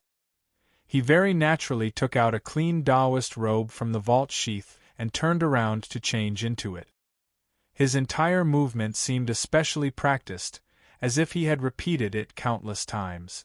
Su Yorong asked, "You always have a habit of carrying clean clothes? How did he change it so skillfully?" Chen Chongqing thought back to the large hole that had been punched through the wall of the Orthodox Academy all those years ago, that little girl who had held onto the edge of the large wooden barrel and stared at him, that little girl whose face was clearly red yet still pretended not to care. He suddenly felt a great longing for her, but how could he bring it up? He only spoke of the scene from the bottom of New North Bridge that led to the frigid pool of the Cold Palace. Su Yorong had known the story of New North Bridge since she was a child, so she wasn't surprised. She asked, "Just what's going on with the little black dragon?" He was asking about Bi Tianxin's death. Although everyone now knew that this was a scheme of the Great Western Continent, the problem was that before this scheme was exposed, Chen Chongqing had never agreed to have the little black dragon come out for a confrontation. As intelligent as she was, she had naturally guessed that something had happened to the little black dragon. Chen Chongqing said, "I can't be sure, but she shouldn't be in danger." Su Yorong asked, "What do we need to do?" Chen Chongqing shook his head and said, "Let's wait for a while." Su Yorong didn't say anything more and asked, "Have you ever walked around here?" Chen Chongqing replied, "I've seen a few of the sites you mentioned in your letters, but I didn't have the time to look at them in detail." Su Yorong smiled. "How about I take you to see them?" Chen Chongqing replied, "Okay." The mountain breeze stirred, the flowering trees swayed, and the fragrance assailed their senses. The white crane broke through the twilight and landed in front of them. With a clear cry, the white crane soared into the sky with the pair on its back. With incredible speed, it once more tore through the twilight, pierced through the clouds, and arrived at the summit. Standing at the edge of the cliff, Chen Chongqing sighed as he gazed at the plains, the Tong River, and those mountains that had already turned the color of ink. "When you were little, you said in your letters that the scenery here was superb." It really was true. Su Yorong forced herself to calm down. "Did I write you letters when I was little? Perhaps you're mistaken, but I wrote you quite a few letters a few years ago." Chen Chongqing smiled. "The white crane should still remember them, so how could you forget?" At these words, the white crane softly cried out, indicating that this was indeed the case. A slightly annoyed expression appeared on Su Yorong's face. "I don't know how you managed to trick it into trusting you, but it doesn't even listen to my words." Chen Chongqing took her hand and sat down on the most prominent rock on the edge of the cliff. "Ever since I was little, I've liked to meditate and cultivate on this rock." "Yes, you said so in a letter when I was 9. Hey, you really did remember wrong." "I didn't remember wrong, because the scenery you described in the letter was exactly the same as this place. I don't want to talk to you. Fine, then 3 years ago you said in your letter that there were many birds here, so why don't I see them? Do you want to see? I can have many birds come and play. This is the so-called myriad birds paying homage to the phoenix. Yes. Forget it. Night is approaching and everyone needs to rest. There's no need to disturb them. That's fine. But what about that pheasant? Chen Chongqing was naturally speaking of the golden-winged great peng in the garden of Zhou that was still far from maturing. It likes to eat meat, so I sent it to the plains. Plains? It's the grassland that you gave me. Yeah, let's find a chance to go and see it together. What are we going to see? If the monsters in the garden of Zhou like it, they can live there. We can also live there. Yesterday, he had rushed all the way from Fengyang City to here, his heart full of worries.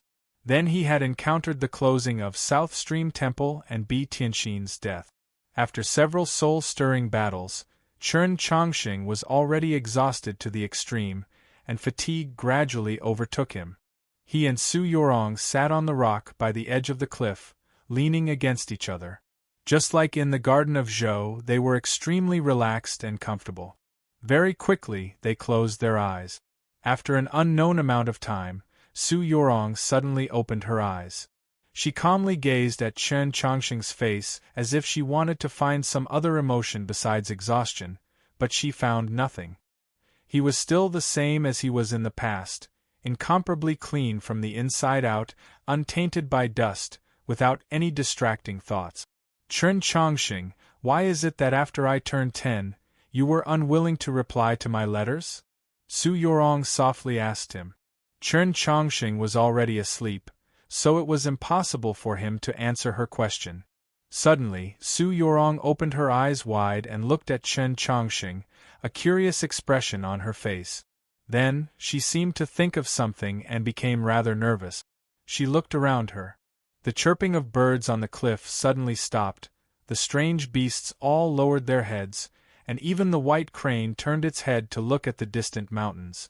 Su Yorong lowered her head and kissed him. Yes, just like the taste of glutinous rice cake. It wasn't bad. At this moment, Chen Chongqing opened his eyes. But they did not separate. You didn't guess it, did you? How could I be so easily seen through by you?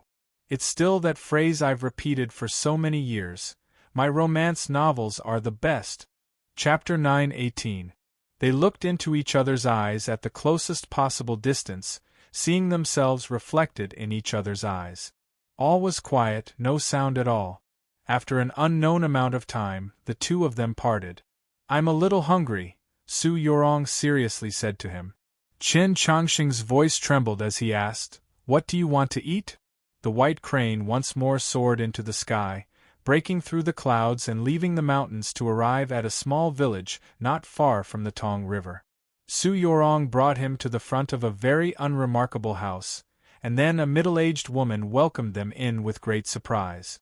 Chen Chongqing and Su Yorong both wanted to eat the beef ribs from Fortune Peace Road. The middle-aged woman said, I don't know how to cook the food of the northerners, but I just happened to have a few 3-flower fish today. Why don't I make a pot of fish with tofu? Chen Chongqing and Su Yorong glanced at each other. They hadn't expected that what they had regretfully missed out on back then would be made up for here. The tender fish mixed with the even more tender tofu gave off an indescribably delicious taste, and the addition of the bright red chili oil made it even more exquisite. Just like in Fortune Peace Road, Chen Chongqing and Su Yorong first quietly ate for a very long time. Only when their appetites were somewhat satisfied did they begin to chat. All sorts of side dishes were placed around the fish pot, creating a very beautiful sight. The glutinous rice cake that Su Yorong had specially ordered seemed rather out of place. It seems like you really do like to eat sweet things. Chen Chongqing recalled the candied dates she had brought with her on the shore of the Heaven Lake in Mount Han. Su Yorong did not answer him. Her small face was slightly red, though it was hard to say whether it was because of the spiciness or because of the spiciness. They began to comb through all the recent events. The imperial court's thoughts were already crystal clear, and Chen Chongqing had long since mentally prepared himself, but priest Xian's death had still left him somewhat sorrowful. When the Orthodox Academy was reborn from its ruins, priest Xian could be said to have been the earliest witness. No one could have expected him to have this sort of identity. Moreover, the great Western continent's scheme had been exposed, but everyone knew that this matter was still not over. Bianghong and Wuqiongbai had gone to White Emperor City, and no one knew what the outcome would be. The White Emperor was probably heavily injured in his battle with the Demon Lord and has been in seclusion for the last few years to recover. White Emperor City is basically in Madame Mu's hands.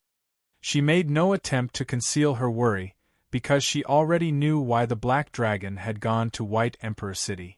The Black Frost Dragon clan contributed greatly to the founding of the Yao race. Gigi should be safe there.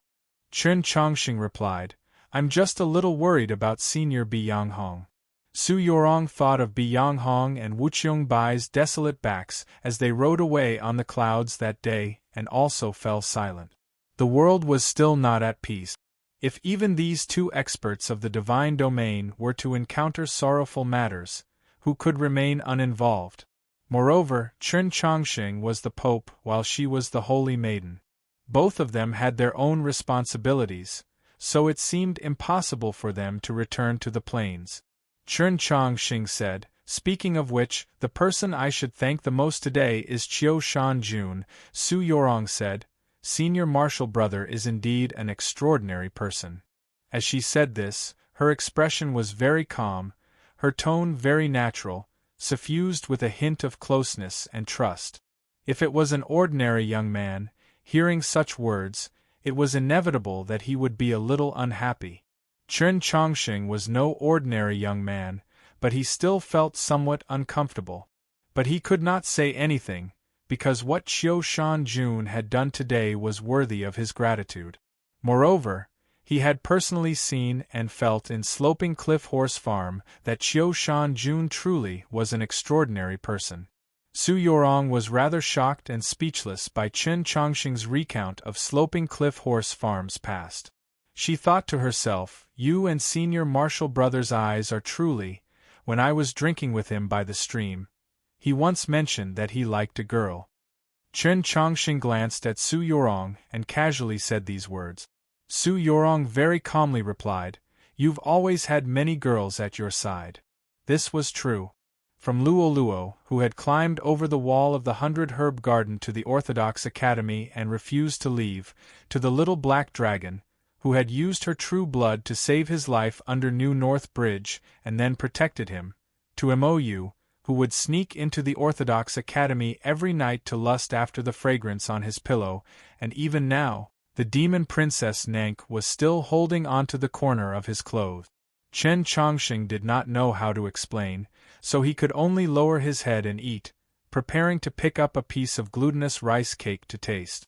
Su Yorong did not let him taste it. Confused, he asked why. Su Yorong was somewhat bashful, and did not know how to explain, so she could only pluck the glutinous rice cake from the plate and put it on her own plate. Chen Chongqing thought that she was truly angry. He thought that it was hard to explain to those girls, but there was one thing that could probably be explained. When I was 10, I learned that I had always been ill, incurable, and that I would not live past 20, so I did not reply to your letter. Su Yorong realized that he had not been asleep and had heard everything she had said. Her bashfulness deepened, and she lowered her head in silence. Chen Chongqing looked at her and very seriously said, Don't be angry at me for this matter. He and Su Yorong were the same age, and their birthdays were only 3 days apart. When they were 6.5 years old, they had an engagement with each other. What kind of person was Su Yorong? When she was 5, the blood of the heavenly phoenix was awakened, and she was carefully raised by the divine empress and the saintess. Although she was only 6.5 years old at that time, let alone her grandfather, the Grand Chancellor, even if the divine empress wanted her to marry, she still had to listen to her opinion. From the day she knew that she had an engagement, she was very curious about the other side of the engagement. She sent a white crane to Xi Ning with a letter. After Chen Chongqing received her letter, he began to reply. This correspondence continued until he was 10 years old. They were never strangers. But after the letters were cut off, Su Yorong disliked the little Taoist priest and did not want to remember these things. Now, these childhood memories, such as the bamboo dragonfly, seemed to be slowly remembered. When you asked me who I was in the first letter, was your tone really terrible? How was it terrible? I was really curious. In the last letter, you scolded me really fiercely. Who told you not to reply? Because I didn't want to implicate you, and you didn't like me at the time. In truth, I did like you. What did you say? I said that from that time until now, I've always liked you. Me too. Where do you plan on going next? Mount Li. Upon hearing this, Su Yorong's expression froze. She curiously asked, You're going to find senior brother? Chen Chongqing thought it over, then said, I'm going to find senior brother. This was a witty remark. If one was not as intelligent as Su Yorong, they would find it very difficult to understand in such a short time. She seriously asked, Then what about White Emperor City? Chen Chongqing thought of Zhexiu's current situation and said, There are priorities. I'll first take care of this matter before anything else. The next chapter will not talk about love. Chapter 9:19. The closing ceremony of South Stream Temple came to an abrupt end, but the events that had occurred during this time had shocked the entire world. The battle between experts of the divine domain, the exposure of the Great Western Continent scheme, and the death of the blue-clothed visitor had recently become the topic of discussion. Holy Maiden Su Yorong had broken out of seclusion, and the fact that she and Pope Chen Chongqing were actually able to directly contend against an expert of the divine domain had incited countless discussions and reverence. The Tang, Qiushan, Mutuo, and Wu clans had become extremely low-key in their conduct, and Tang 36 had naturally played a role in this. The longevity sect had sent the latest news, formally apologizing to the Tang clan and dispatching an elder to cure the Tang clan's eldest son. But Chusu had vanished. Anyone could see that the withering longevity sect could no longer control this monster. The great Zhou imperial court was still powerful, and Shang Xingzhou still firmly sat on the highest seat in the world. According to the agreement from back then, Pope Chen Chongqing still could not return to the capital. He could only travel the world, and no one knew when this situation would be resolved. But anyone could see that the general trend of the world was like the starry sky after a rain, faintly undergoing some sort of transformation. After finishing the pot of fish with tofu, Chen Chongqing did not linger. On the morning of the next day, he brought Tang 36 and the others out of Holy Maiden Peak. As for what he and Holy Maiden Su Yorong had said and done in South Stream Temple that night, no one naturally knew. The upper reaches of the Tong River were dotted with peaks, either in the sunlight or in the clouds, each with its own beauty. Spirit Camphor Peak, where Gentle Stream Monastery was located, had many fragrant camphor trees, filling one's eyes with their verdant beauty. After walking through Spirit Camphor Peak for Tensum Li, one arrived at the edge of a cliff. Clouds curled around the cliff, making it difficult to see the bottom. On the other side, one could faintly make out a lone peak, the two sides connected by a chain that swayed in the mountain breeze. Just looking at it made one's heart palpitate, much less walking on it. What's the name of that mountain? Tang 36 pointed across from him. Yi Xiaolian, who had brought them here, said, This peak is called Solitary Peak. It is the easternmost of Mount Li's 36 peak. In the past, senior brother Qiushan would often practice the sword on this peak. Sometimes, the clouds would scatter and the sky would shine brightly. Standing here, one could see everything clearly. Tang 36 heard the emotion in her voice and teased, You saw him here when you were little and fell in love with Qiushan Jun at first sight?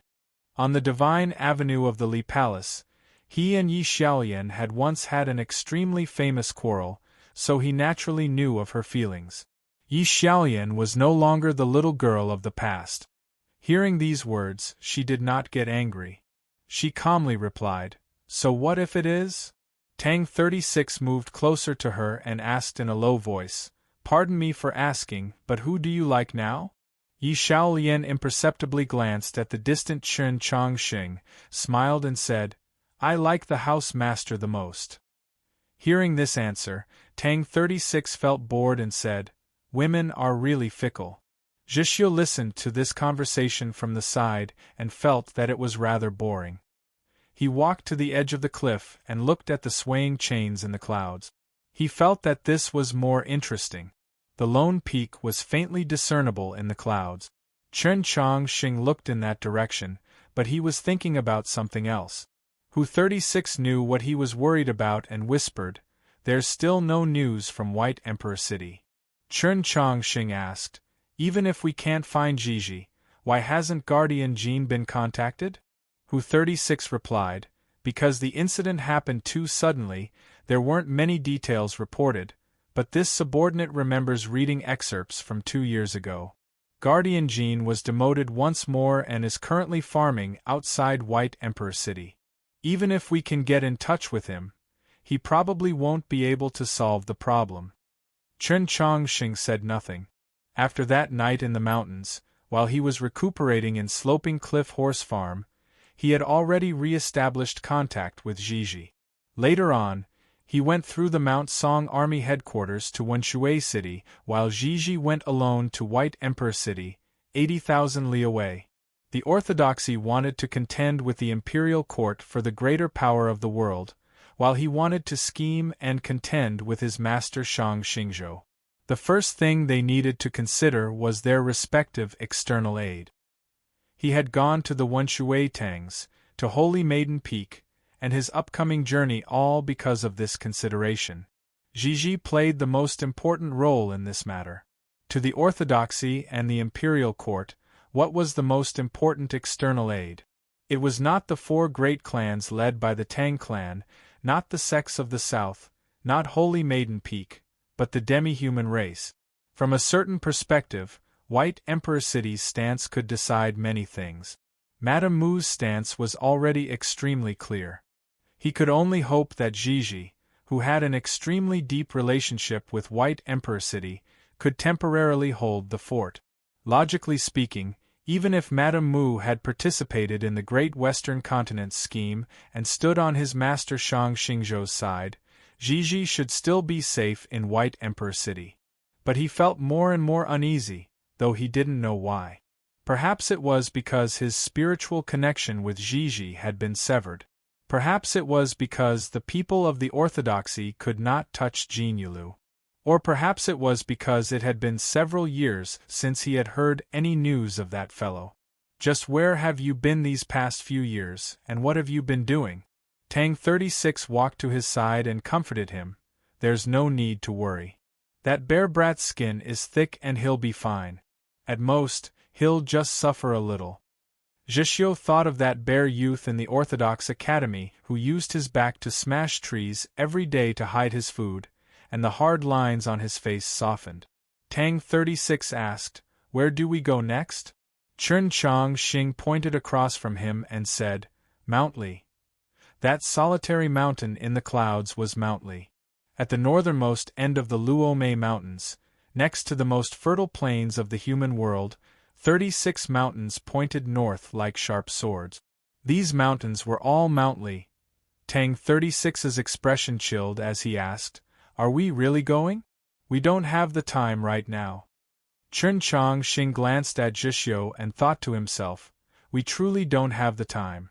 Suddenly, a tremor came from the edge of the cliff. This tremor was so intense that the clouds outside the cliff were shaken into threads and slowly dispersed. The chain became much clearer, and it was even possible to see the rust on it. Soon after, there was another tremor, and the dust on the ground was jolted into the air. Where did this tremor come from? Tang 36's expression became serious. Chen Chongxing was somewhat nervous. They were all looking at Zhixiu. The tremor came from Zhixiu's body. It was like a tide, like a thunderclap. Zheshio's face was abnormally pale, as if he had just suffered a heavy injury. There was clearly something wrong with White Emperor City, but Chen Chongsheng still wanted to go to Mount Li not because he had been seized by a sudden impulse. It was because Zheshio's tide rush of blood was flaring up more and more frequently, and his illness was worsening. There's no need to worry. I should be able to live for another 10 days to half a month. Zheshio made a rare joke, but no one could laugh. Chapter 920. In the distant west of the continent was a beautiful but dangerous world. That world had countless mountains and snow could be seen in all 4 seasons. It also had countless surging rivers and innumerable primitive forests. Whether underwater or in the forests, countless vicious beasts lived. This was what the common people called the land of the demi-humans. In the depths of the land of the demi-humans was an extremely grand and wondrous city. It towered between the mountains and was surrounded by 800 li of the Red River. Its walls were built from white, jade-like stone. Coupled with the ever-present clouds and mist, from a distance, it was indescribably magnificent, inspiring reverence in those who looked at it. This city did not have the capital's imperial design, nor did it have the array beneath the Li Palace. It relied on its sturdy walls to resist foreign enemies, as well as the even steadier wills and violent temperaments of the demi-humans. This was the legendary White Emperor City. It was said that countless years ago, the heavenly tome monoliths fell on the eastern continent. The human race developed intelligence, and at the same time, the demi-humans began to awaken and develop their own civilization. It was just that the distance from the mausoleum of books was rather long, so their civilization progressed a little slower than the human race. Some demi-humans that lived in the wilderness all year round still had a wild nature to this day. Because of their straightforward and simple temperaments, the demi-humans did not have an easy time on the continent before they formally established their nation. They suffered the discrimination and oppression of the demon race, and the nearly extinct elf race was a concrete witness to this tragic history. The role the human race played in this part of history was not glorious. It was only 1,000-some years ago that, in order to resist the increasingly tyrannical and powerful demon race, several generations of great leaders of the demi-human race and the human race expended enormous patience and wisdom to finally persuade the two sides to put aside their old grudges and join hands. Ultimately, in the reign of Emperor Taizong, they established an alliance. After the long passage of time, the hatred between the demi-humans and the human race gradually faded, but because of that even more distant history and the irreconcilable differences between the two sides still retained some hostility or wariness. For example, in the most recent war, the armies of the human race and the demon race had fought on the snowy plains for 2 whole years. Other than symbolically moving 2 tribes eastward by 1,000 li, the demi-humans had done nothing else. This point had already given rise to much discussion in the capital. The human ministers and generals were worried that the demi-humans might have other ideas, but the venerable Taoist master Shang Xingzhou remained calm. He was extremely confident in the entire situation, because he believed that he clearly understood what Madame Mu wanted. Actually, I don't even know what I want. The identity we live with is actually the role we play, whether it's a princess, a queen, a wife, or a mother. It's just that the longer you act, the more roles you play, the more you forget who you really are. If I don't even know my own role, how can I judge what I want? If we want to get a clear and real answer, then we must look back to the beginning of time and remember what you saw when you opened your eyes to see the world. At the time, I was held in my father's arms by the sea. The waves were like rolling ink and there was a white dot dancing in the middle. It was very beautiful. What about you? The 800 li of the Red River encircled White Emperor City.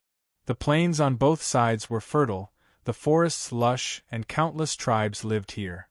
In the depths of a very hidden cliff, there was a small building that seemed to be one with heaven and earth. In front of the small building was a meadow. Below the meadow was a cliff, and in the distance was the surging red waves. From there, one could see the majestic city in the clouds. A woman stood on the edge of the cliff, gazing at the red river and white emperor city as she slowly spoke, her tone indifferent. A black-clothed girl stood behind her, a chain tied to her ankle. The other end of the chain extended deep into the ground. It was the little black dragon Gigi.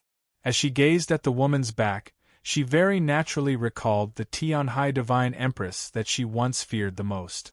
Perhaps it was because the woman's figure also gave off an unreachable feeling, or perhaps it was because the woman also habitually held her hands behind her.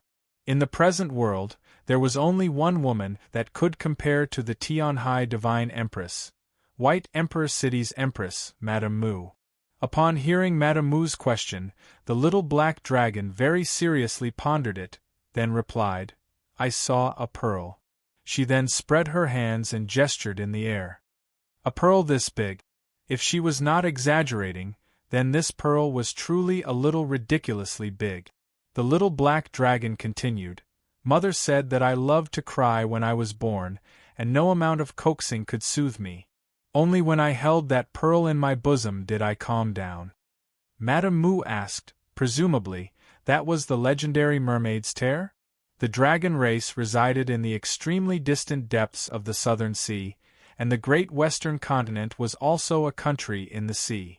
The two shared similar legends, so they could be considered to understand each other. The little black dragon said, "Later on, at New North Bridge, Scholar Wang snatched it away." Madame Mu said, "He only knows how to bully a child like you. Lord Wang is no hero." The little black dragon approved of these words. With an innocent expression, she said, "Empress, you are an extraordinary person, so don't bully a child like me." Madame Mu replied, "I am not a hero, only a woman." Aggrieved, the little black dragon asked, "Then how long is lady prepared to imprison me?" Madame Mu replied, "I am not Lord Wang, nor am I Tianhai. I have no interest in imprisoning you." After a moment of silence, the little black dragon asked, "Then when are you prepared to kill me?" Back then, the demi-human race was able to establish their country entirely because of your Black Frost dragon tribe. If I do not want to be spurned by the entire demi-human race, I will not kill you.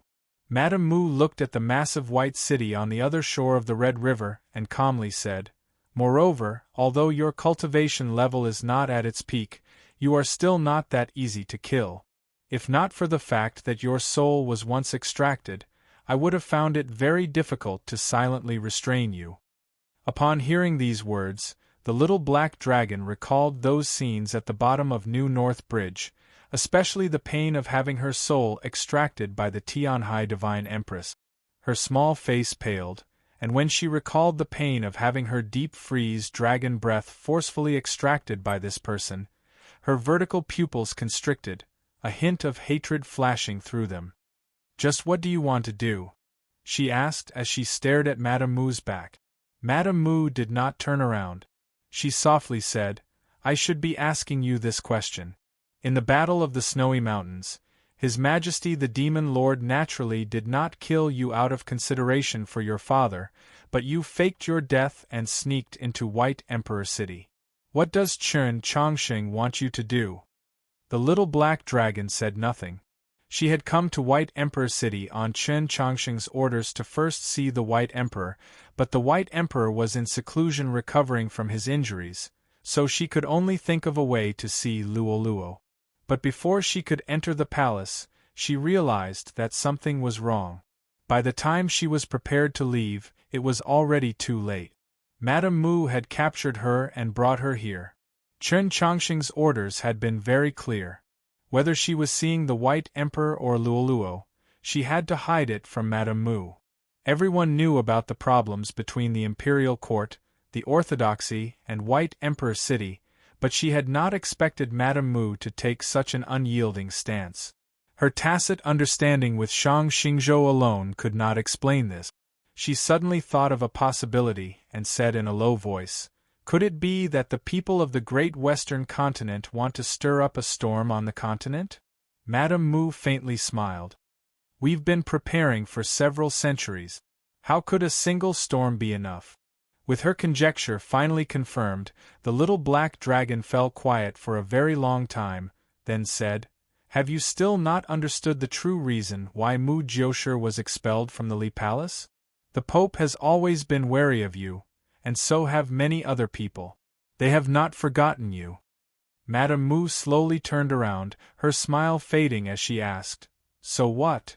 The little black dragon stared into her eyes and said, "I don't know what your scheme is, but I know that someone died yesterday, but Chen Chongqing is still alive.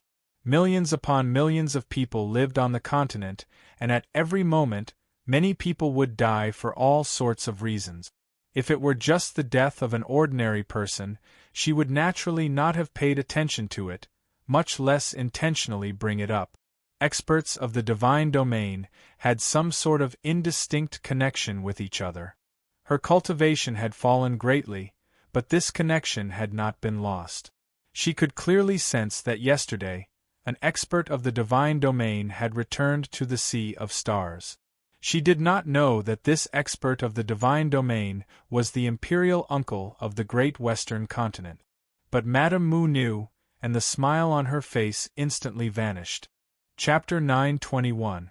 Madame Mu's eyes became extremely serene, like a massive whale was slowly swimming at the bottom of the ocean, about to flap its wings and tail and raise furious waves. Suddenly, she closed her eyes. When she opened them again, there was no anger in them, only absolute and frightening calm. It was still the deepest ocean. There were no angry waves, but a pressure that mortals found difficult to endure. When I opened my eyes and saw that little white dot in the stormy waves, I thought it was a seagull, that it represented the freedom of my life. After a moment of silence, she continued, "Many years later, even when Imperial Uncle expelled me from the great western continent, I still believed this, so I did not feel disappointed. On the contrary, I believed that I had obtained my wish. But it was also on that day that I realized that the little white dot I saw was not a seagull, but a sail. Zhou Dufu rowed a boat alone through the waves and returned in boredom. Only when I learned the truth of this story did I understand that my life had never been free. That white sail represented coming and going, signifying that we must return to our homeland. This was the true meaning of my life." The little black dragon did not understand the meaning of Madame Mu's words. Madame Mu also had no intention of continuing to explain and left the cliff. Countless years ago, her imperial uncle had found an excuse to expel her from the great western continent.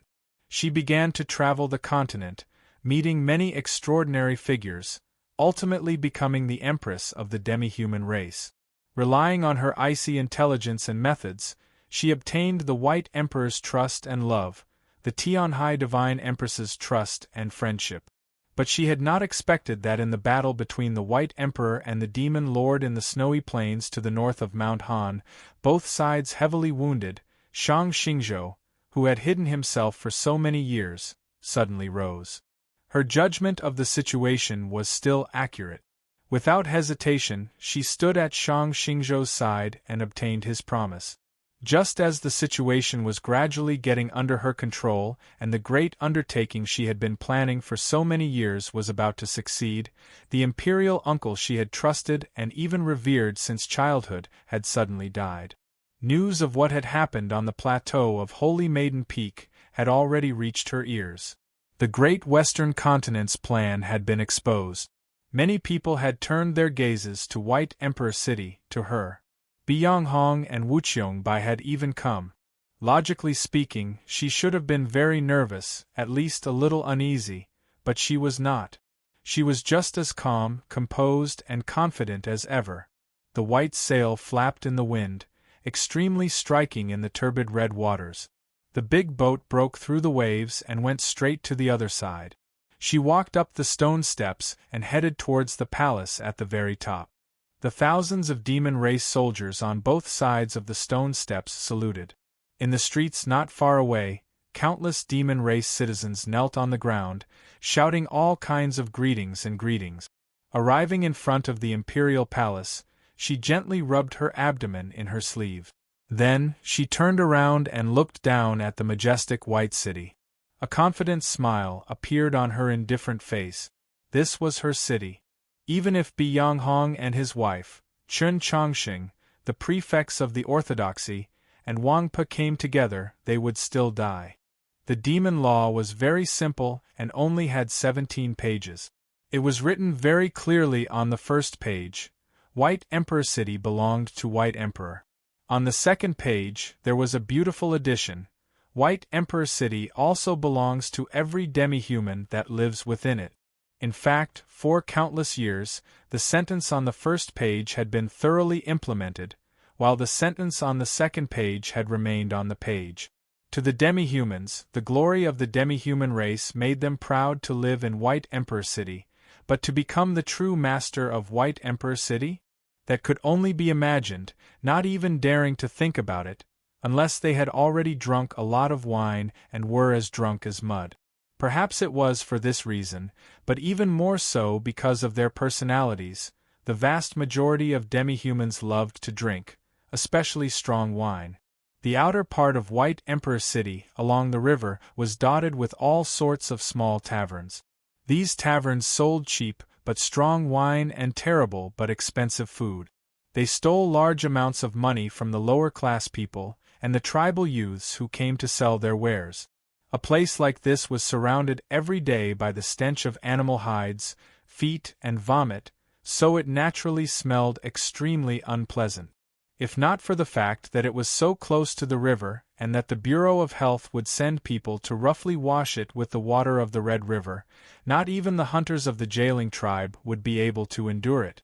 A very ordinary small tavern by the river was just as noisy as any other small tavern, and its back door was just as cold and cheerless as any other. A mountain of bowls and wine cups was piled there. The only difference was that the figure squatting in front of the basin washing the dishes was extremely tall and sturdy, like a real mountain. The mountainous man had his head lowered as he silently washed the dishes, as if the noisy world behind him had nothing to do with him. The back door of the tavern was pushed open with a creak, and 2 drunken customers staggered out. They didn't seem to see the man washing the dishes, so they untied their pants and began to pee. The man hurriedly moved the basin further away, and reminded them at the same time. Only now did the 2 customers notice the dishwasher. One of them cursed, "Don't you have eyes? Hurry up and get out of my way." His companion, who had drunk a little less, patted him on the shoulder and pointed at the dishwasher as he whispered a few words to him. The scolding customer sobered up a little, and then let out an exaggerated laugh. "Oh my, is this the legendary bear cub?" His companion laughed, indicating that he should hurry up and finish his business and go back to drinking. The customer laughed and cursed a few more times before leaving. The man picked up a large water jar and washed the ground along the wall. Shaking his head, he continued to wash the dishes in silence. It was clear that he was very skilled at washing dishes. The mountainous dishes in the basin danced through his seemingly clumsy hands and were quickly cleaned. He carried the washed dishes back to the tavern's kitchen. Just as he was about to wash the stove, he was called back by the boss, who said that business was too good today and that the front was too busy, so he needed him to help serve wine. When he arrived at the front hall of the tavern, the clamor suddenly stopped and countless gazes were cast over. The lights in the tavern were rather dim, but one could clearly see the face. Although this man, who was as tall and sturdy as a mountain, had a full beard, his eyes were clear and bright. He was clearly still very young, and when one recalled the rumors of the bear tribe being forthright and old-fashioned, this person was likely still a youth. The reason the clamor in the tavern suddenly died down was the arm strength displayed by this bear youth. A total of 12 pots of strong wine hung from his left arm like heavy fruits. They did not tremble in the slightest and seemed extremely stable. As expected of the famed young hunter of the bear tribe. This strength is truly great. He's that Xian Yuan Pe. Yes, he was Xian Yuan Pe. The bear youth washing dishes in the tavern by the river was Xian Yuan Pe. 5 years had passed, but his simple and honest self seemed to still be doing the same thing. To the entire continent, the name Xian Yuan Pe had long been cleanly forgotten. However, to the customers who frequented this small tavern and the surrounding neighbors, this name was very famous. This was because he had once been to the capital. To the demonic tribes, the human world was incomparably far away. Anyone who had been there had the qualifications to boast about it. The drunkard who had gone to the back street to pee gave a strange laugh and said, "Isn't this just a piece of trash?" As he said this, many gazes fell on Xian Yuan Pe's right arm. Xian Yuan Pe's left arm was as strong as a massive tree, but his right arm was somewhat withered for some reason, looking like a withered branch. The contrast between the two arms was extremely clear, making this scene all the more miserable. Chapter 922. A few customers who knew of Xian Yuan Pe's experiences in the capital whispered a few words to each other. Only then did the crowd realize that Xian Yuan Pe's right arm had been injured and seemed to be crippled. "Do you really believe the bragging of a piece of trash like this?" And an expert of the Tianhai clan. "You might as well just say it's Tianhai Xingxue." The drunkard reeked of alcohol as he yelled, spitting at Xian Yuan Pe's feet. Xian Yuan Pe remained silent, saying nothing, much less retaliating. With some difficulty, he used his right hand to remove the wine jug from his left arm and placed it on the table. Seeing that he was ignoring him, the drunkard became even angrier and began to curse, his words becoming more and more unpleasant. Some of the customers also began to jeer at Xian Yuan Pe. Xian Yuan Pe continued to ignore them. After putting down the jug of wine, he turned and prepared to return. The drunkard suddenly stood up and yelled, "Hey, bear cub, stop right there." Xian Yuan Pe stopped and looked over. The drunkard hiccuped and asked with a lisp, "You've really been to the capital?" Xian Yuan Pe nodded. The drunkard asked, "You were really schoolmates with His Holiness the Pope?" Xian Yuan Pe thought it over, then corrected, "At the very beginning, he and I were both students. Later on, he became principal and I became the supervisor." Hearing this, the drunkard roared with laughter. Many of the customers also began to laugh, feeling that these words were far too absurd. The drunkard pointed at his right arm and jeered, "Look at his arm, that's a piece of trash without the slightest bit of strength. He's only fit to wash dishes. And he calls himself the supervisor of the Orthodox Academy? That's the Orthodox Academy. If you had that kind of ability, would you still be here washing dishes?" The capital of the Great Zhou was too far from the world of the demi-humans. The specifics of many things that happened there were very difficult to transmit to the small taverns of White Emperor City, but the customers of any small tavern, no matter how much they drank, all knew of the Orthodox Academy. The princess they adored and worshipped the most was once a student of the Orthodox Academy, and her teacher was the current pope. If Xian Yuan Pe really had once stayed in the Orthodox Academy and even served as a supervisor, then how could he possibly be washing dishes in such a filthy little tavern? There was a table in the corner, and a few customers at the table frowned as they listened. They looked at each other and felt very puzzled. These people were low-level executives of the Red River Trading Company, and they had once followed a caravan to the capital. They knew that Xian Yuan Pe wasn't lying, but they didn't know how he had fallen to such a state. After His Holiness the Pope left the capital, he never showed himself again. I'm afraid he can't even take care of himself, so how could he have the energy to care about him? What about Her Highness? After all, it's all an old matter from many years ago. How could a noble person possibly remember it for so long? Moreover, I heard that Xian Yuan Pe left the capital before the coup of the Mausoleum of Books. Based on the time, he probably left when he saw that the situation was not right, which was equivalent to running away. How could he still have the face to see Her Highness? Seeing that the situation was getting more and more chaotic, the owner of the tavern reprimanded Xian Yuan Pe and chased him back to the kitchen. Xian Yuan Pe didn't have any reaction. He carried a dirty bowl outside and continued to wash it in silence. In these 3 years, He had been ridiculed and called trash many times, but he had never paid any attention to it. It wasn't because he was numb, nor was it because he had a wooden personality, but because he knew that he wasn't trash, and he didn't feel that he was sinking into depravity. Back then, when his right arm had been crippled by Tian Hai, he left Star Caesar Academy of his own accord and went to wash dishes at a night market in the capital. Now, he was just returning to his old job. He remembered very clearly that Chen Chongqing had said that there was nothing shameful about working to earn money, it was a very glorious thing.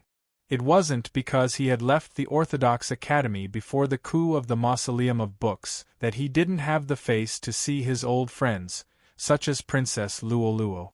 When he left the Orthodox Academy, he only used 17 days to run from the capital back to White Emperor City. The 80,000 li of dust and dirt directly caused him to become so thin that he didn't even look human. His body that was as tall and sturdy as a mountain turned into a bamboo pole. Of course, he wasn't running away. He knew that Chen Chongqing was about to die, so he wanted to ask for help. What he didn't expect was that even with the seal that Princess Luoluo had specially left for him, he still couldn't enter the imperial palace. On the morning of the second day, he went to the hillside outside White Emperor City to find Jin Yulu for help, but he discovered that this demi-human great general's manor was actually surrounded by the guards of the imperial palace, and there were also many spies hidden in the forest. Xian Yuanpa had no way, but fortunately, it didn't take long before he heard the aftermath of what happened in the capital. The Tianhai Divine Empress died, Chen Chongqing didn't die, the Orthodox Academy still existed, Chen Chongqing even became the Pope, and then Chen Chongqing left the capital, never to be heard from again. To Xian Yuanpo, he could return to the capital's Orthodox Academy, or he could return to his own tribe. Either option was a very good choice. But he chose to stay in White Emperor City, because it was very obvious that something had happened here. He still hadn't seen Princess Luoluo, and he still hadn't seen Jin Yulu. Just like this, he silently lived in White Emperor City for 3 years, gradually becoming the object of ridicule, gradually forgotten. But he had never forgotten what he had stayed here to do. At midnight, the tavern was finally empty. Xian Yuanpa finished his strenuous work, used cold water to wash his body clean, changed into a clean set of clothes, and walked to the back gate of the imperial palace in the alley of the Shao clan.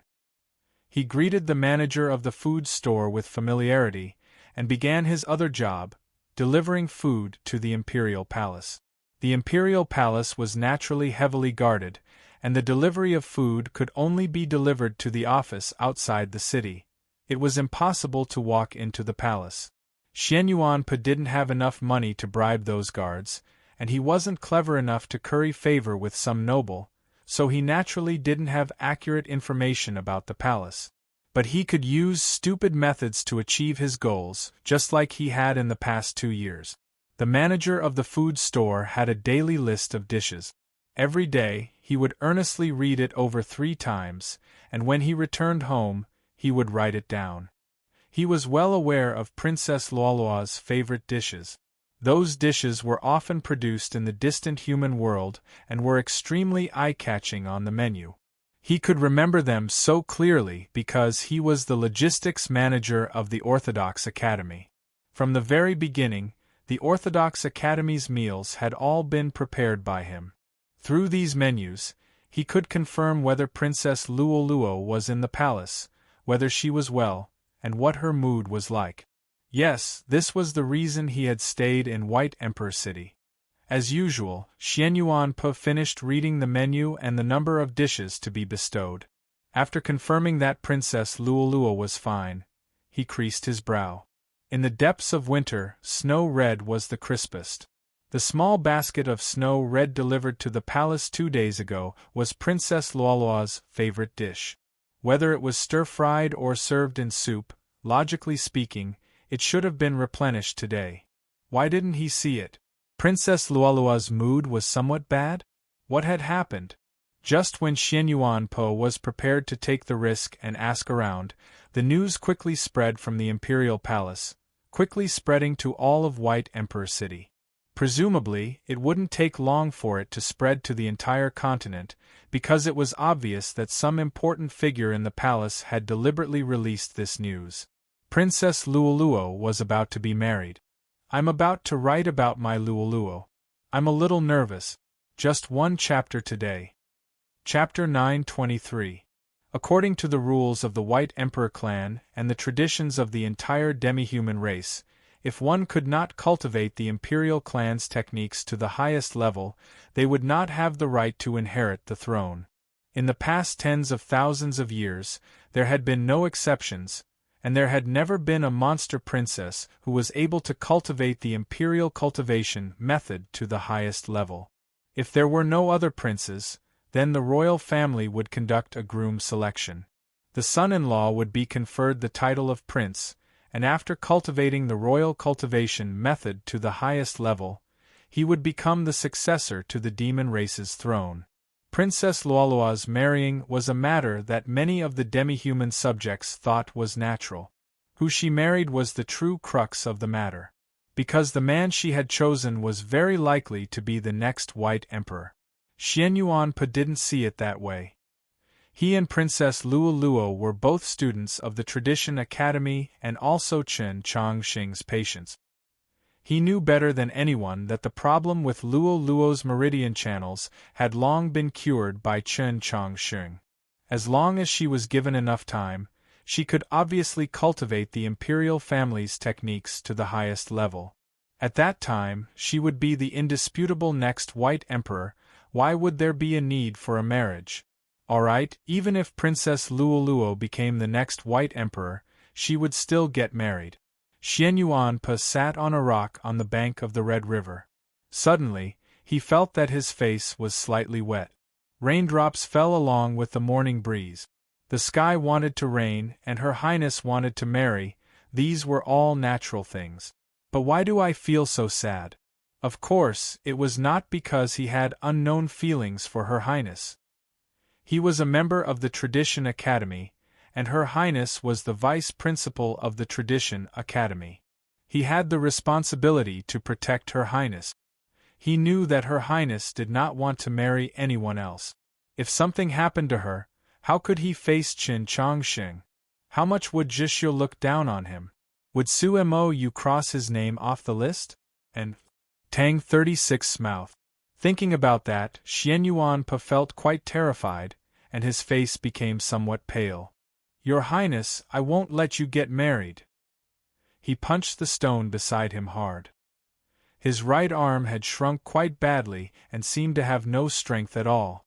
There was moss on the stone, and it only made a light sound.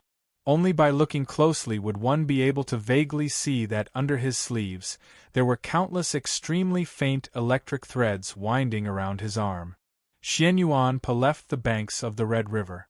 An hour later, a clap of thunder boomed from the shore of the Red River. The storm intensified. The hard rock on the shore cracked in the middle and fell into the river with a rumbling sound.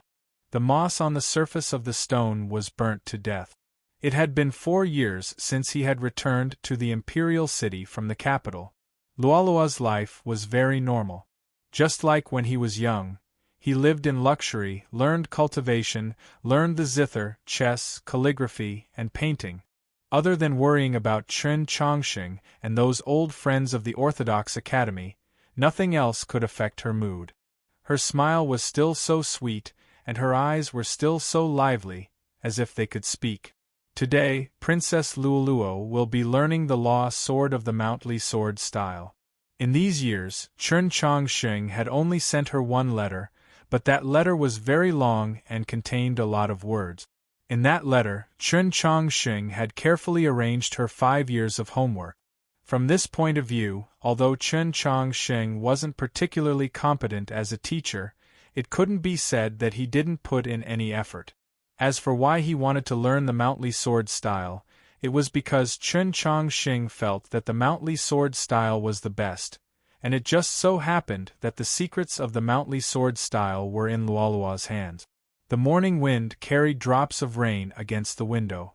Luolua's gaze left the sword manual and fell upon the window. She looked at the drizzling rain, but also seemed to look into the distance beyond the rain. In these 4 years, she had been extremely diligent in her studies, not missing a single moment. As long as she could grasp the law sword of the Mountly sword sect, the homework Chen Chongxing had arranged for her was about to be finished. This was a full year ahead of the estimated time in that letter. If I finish learning all this, teacher will come to see me, right? At the very least, he should write another letter and give me new homework. Luoluo silently thought, then calmed her mind and continued to read the sword manual. Guardianly gazed at her with doting eyes, both proud and distressed. The raindrops lightly tapped against the window, and the sounds of kneeling and footsteps could be heard. Luoluo froze for a moment, then raised her head to glance. Letting out a happy cry, she rushed over. She hugged Madame Mu's arm and lightly shook her head, sweetly smiling. She seemed to be acting coquettishly, but it was more of longing and closeness. Madame Mu smiled as she caressed her face and warmly said a few words of concern. After some idle talk, Luoluo began to ask for guidance on some of the problems in cultivation, which Madame Mu earnestly answered. Time passed slowly like this. Madame Mu left. Luoluo gazed in the direction in which she had vanished, the smile on her face gradually fading.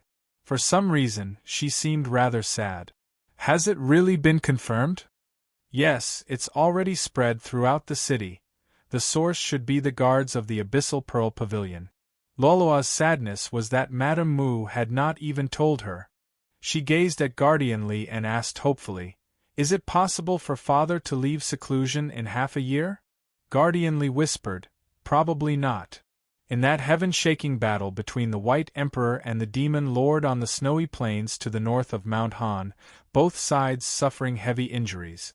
The Demon Lord had been forced off the throne by the alliance of Black Robe and the Demon Commander, thrown into the abyss, and finally killed by his own son in the snowy mountains using the starry sky. The White Emperor's injuries were similarly severe, and he had gained some enlightenment in this battle. Upon returning to White Emperor City, he began to cultivate in seclusion, recuperating from his injuries in the hopes of advancing a step further. Up until now, this peerlessly domineering demon race supreme being had not appeared for 5 years. Luoluo gazed at the awe-inspiring lines on the sword manual. After a moment of silence, she asked, "What about Guardian Jean?" "The guard is still very strict. If you want to get in touch with him, it will be very difficult not to be discovered." Guardianly hesitated for a moment, then added, "Even if you can get in touch with Guardian Jean, he can't do anything." "Reasonable." Luoluo asked, "Is Xianyuan Pu still in that small tavern?" Guardianly couldn't help but smile at the mention of Xianyuan Pu. "And he comes to the palace every day to look at the menu." Luoluo smiled. "Send someone to keep an eye on him. If he tries anything, knock him unconscious and send him back to the capital." Guardianly softly assented, then couldn't help but sigh. Luoluo had an extremely noble status, but now that her mother wanted to control her, she had no helper. The only person who could help her, the bear youth who had always wanted to help her, she could not bear for him to be trapped in a perilous situation because of her. "Do you know what I fear the most?" Luoluo whispered. Guardianly froze. Luoluo fell quiet for a while, then said, "What I fear the most is that if mother does this, isn't she afraid that father will get angry?" This was also something that Guardianly had never understood. If mother is not worried, then there are only 2 possibilities. One possibility is that the feelings they've shared for several centuries are fake, and mother will harm father. The most terrifying possibility is that father also knows of this matter. As she said this, Luoluo's expression was rather perplexed, appearing extremely helpless and weak. Guardianly finally couldn't help but ask, "Your Highness, why have we not sent a letter to the humans?" Chapter 924. Sending a letter to the human race was naturally referring to sending a letter to Chen Chongxing. In Guardian Li's view, Given the relationship between the Pope and Her Highness as master and disciple, as long as he knew of this matter, he would assuredly think of a way to resolve it. Whether it was personally writing a letter or using some other method, it would place no small amount of pressure on the Empress. The Empress would presumably have some misgivings about her actions, but for some reason, Princess Luoluo was unwilling to agree. In the past 3 years, the Pope's whereabouts might have been difficult to find, but now, the entire continent knew that the Pope had returned and had even accomplished many great deeds. "Teacher, I wonder how he's been these past few years," Luoluo softly said. "He still has many things to do. As his student, I can't help him, but I also can't give him any trouble." Guardian Li was rather anxious. How could this be giving him trouble? And that year in the capital? Luoluo knew what she wanted to say and shook her head. Back in the capital, from the grand examination to the mausoleum of books to the garden of Zhou, you and I seemed to be the Orthodox Academy's greatest backers, but in reality, we were limited by our statuses and simply couldn't do anything. And just like now, teacher has never asked me to do anything. Guardian Li was somewhat confused by her meaning. This is the reason why in these past few years, besides studying, teacher hasn't even sent a single letter. Luoluo opened her eyes wide and earnestly said, "None of you understand teacher's meaning." "Ah, he really dotes on me." Guardian Li froze, asking, "Then your highness, how do you understand?" Luoluo matter-of-factly replied, "Because I'm teacher's student." Guardian Li wanted to say a few more words of advice, but seeing her expression, she ultimately only sighed. Luoluo comforted, "Even if mother has any thoughts, she won't do anything to harm me. After all, I'm her daughter by blood." Guardian Li thought to herself, "This truly is reasonable. The Empress only has one precious daughter, so there's no reason for her not to love her. But, what if the Empress really wants you to marry the second prince?" "You mean that cousin from the great western continent? I met him once when I was very young." Luoluo recalled her childhood and smiled. "He definitely doesn't want to marry me." Guardian Li thought, that second prince is unable to inherit the throne of the great western continent. If he marries princess, he might become the next white emperor, so why wouldn't he be willing? Who wants to marry a tigress? Luoluo stretched out her 2 small hands as if she was about to pounce. "If he really becomes bold and insists on marrying me, I'll bite him to death," she said. After saying this, she opened her mouth and roared twice. However, she didn't look like a tiger. She looked more like a kitten. She was extremely cute. How could Guardian Li endure this? She pulled her into her embrace and began to rub her body. She beamed and said, "Who wouldn't like such a treasure like Her Highness?" Then, she thought of a certain matter and snapped, "Only His Holiness the Pope is unlucky." Luoluo saw her resentful expression and couldn't help but giggle. Then, she blinked her eyes and moved closer to her ear to whisper a few words. Guardian Li was slightly taken aback upon hearing this. She asked, "So that's what you think?" Luoluo opened her eyes wide and said innocently, "I wasn't thinking of anything." Clouds and mist lingered outside the cliff. Tang 36 looked at Zheshio's pale face, and his face also became somewhat pale. "Don't scare me," he said. Zheshio realized that his joke had not been very effective, so he returned to his normal appearance and said no more. Tang 36 turned to Qin Chongxing and asked, "Just what's going on here?" Qin Chongxing replied, "It's just like what you saw." Tang 36 was very angry. Yesterday, he was still in high spirits. How can you tell that he's a man about to die?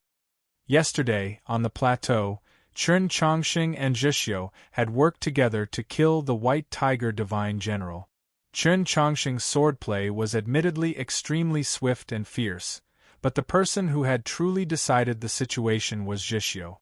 Everyone who had seen it with their own eyes would probably find it difficult to forget that scene for the rest of their lives.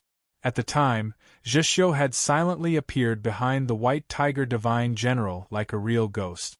the White Tiger Divine General, was the second-ranked Divine General of the Great Zhou, and his cultivation had already reached the peak of star condensation. He could be considered one of the strongest tensum people below the divine domain. But when Zhixiu had already arrived behind him, he had actually been completely unaware. This matter itself was extremely strange and terrifying to the extreme. And then there was the fact that he had used his wolf claws to tear apart the White Tiger Divine General's almost perfect star domain. The strength Zhixiu had displayed on the plateau was many times greater than what he had displayed in the capital several years ago, many times more terrifying. Tang 36 was very shocked. He believed that Zhixiu had had another fortuitous encounter in the snowy plains of the north, or that he had rapidly advanced after fighting with demon experts in the last few years. As for his illness, it was naturally completely cured. He had not expected that not only had Zhixiu's illness not been cured, it had even gotten worse. The tide rush of blood was a strange illness that Zhixiu had brought out of his mother's womb. As he grew older, the illness worsened, and the frequency at which it flared up increased. Accompanied by unbearable pain, his meridians would be broadened, his sea of consciousness would also expand, and his strength would rise at an astonishing rate. This was not a good thing. It was like the water in a river gradually overflowing its dike. It seemed ferocious and unstoppable, but once the dike collapsed, how could the river water remain? The faster his strength rose, the closer his body was to the verge of collapse. From the current situation, Zhixiu's strength was rising at an unimaginable speed, which also proved that he was getting closer and closer to that day. There would come a day when the tidal waves of berserk true essence would burst through his meridians, and the rapidly increasing star radiance would tear apart his body, welcoming him to death. Tang 36 stared at Chen Chongqing and said, 4 years ago, you clearly said that you could cure his illness. Chen Chongqing was quiet for a while, then said, I didn't think it would be so fast, and also, he did not finish because he could not bear to say it. In these last few years, Zhixiu had fought far too frequently with demon experts on the snowy plains of the northern border, exhausting his body too much. Moreover, he had not taken medicine on time. These were all important reasons for Zhixiu's current condition. Tang 36 continued to stare at him. Chen Chongqing understood his meaning and shook his head. I sent the first bottle as soon as it was made. It was useless. Tang 36 asked, Is there no other method? Chen Chongqing replied, Ordinary medical techniques are not very useful. In my view, the simplest and most effective method is like what the Divine Empress did at the peak of the Mausoleum of Book. She completely shattered my soul and body and then reforged it. The Tianhai Divine Empress was already dead, and it would be difficult to find a second concealed divinity realm expert in the world. The secluded Wang Jitsa might have reached this legendary realm, but in the depths of the clouds, how could one search for him? There's another method. Use a sufficient amount of sacred light and pour it directly into his body. Chen Chongqing continued, If we can find a way to the sacred light continent, then there's still hope. Tang 36's complexion improved a little upon hearing this. Although the chances were still slim, hope was still hope. And from Chen Chongqing's words, he could tell that Zhixiu's lifespan was probably not as short as he had said, only 10 days to half a month. Tang 36 asked, Just how much longer can he live? Chen Chongqing thought it over, but he did not give a definite answer. I will think of a way to extend this period of time a little longer. It truly did require a little longer, because finding a path or method to the sacred light continent was not easy. More importantly, before this, they had to first resolve the matter of this continent. Zhixiu replied, I will strive to live a few more years. A few days ago, I flipped through some old articles and discovered a romance written 10-some years ago. Because of the revision, half of it was cut off from the public version of the last year of the Qing dynasty, so I gathered it up and put it on the WeChat public account. Everyone is welcome to see me from 10-some years ago. Chapter 925. Tang 36's gaze moved back and forth between the two of them as he asked, "How can the two of you be so calm when discussing such a serious and even terrifying matter?" Chen Chongqing replied, "Back in the Orthodox Academy, I told you that I've been sick since I was a child and wouldn't live past the age of 20. Tang 36 naturally would not forget that matter. At the time, the Orthodox Academy had been shrouded in a gloomy fog. Every word Chen Chongqing had said had sounded like his last words to them. Zhixiu replied, "I've also been sick since I was a child." Yes, from a certain perspective, Chen Chongqing and Zhixiu's lives were extremely similar in their wretchedness. When they came to this world, they knew that they could not stay here for too long. There was no more accurate description of life in the face of death. In a certain period of time in the past, they had probably been depressed, disappointed, and even despaired, staring at the shadow of death night after night until they finally grew numb and became calm. Even now, they were still very young, but they were even more indifferent to death than the vast majority of the world's elders. This was very admirable, and also somewhat sorrowful. Hu 32 sighed. Yi Xiaolian, who had remained silent all this time, turned around and rubbed her eyes. The cliff was quiet, the mood rather gloomy. Tang 36 felt even more strange and inexplicably apologetic. He mumbled, "Shouldn't I have also been sick since I was a child?" Zhixiu expressionlessly replied, "You've always been sick." Tang 36's eyes went round as he asked, "What illness?" Chen Chongqing replied, "The illness of wealth?" Tang 36 saw that they were still in the mood to tease him and knew that the situation was not as tense and terrible as he had imagined. He somewhat relaxed and patted Zhixiu on the shoulder. "Then let's go.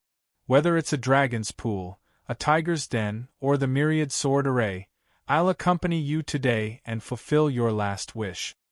He was naturally speaking of that mountain shrouded in clouds. Zhixiu replied, "I might not necessarily die, so I can't say it's my last wish." Chen Chongqing replied, "Correct, I've already lived to 20. Tang 36 asked, "Then why do we have to go to Mount Li?" Chen Chongqing replied, "Because Mount Li is there. There's a saying in the spy, 'Why do we fight?' Because the enemy was there." It's a famous saying from the mountaineering world. It's very sour, but I think it's very cute. I know that it's very cheap to use it here, but I can't help but use it. Everyone, close your eyes and bear with it. Why go to Mount Li? Because Qi Jian was at Mount Li. If Zhixiu wanted to see her, it was just that simple. Moreover, Mount Li was very close to Holy Maiden Peak, so it wouldn't take long for them to arrive. To Chen Chongqing, besides satisfying Zhixiu's wishes, this trip to Mount Li this time had an even more important reason.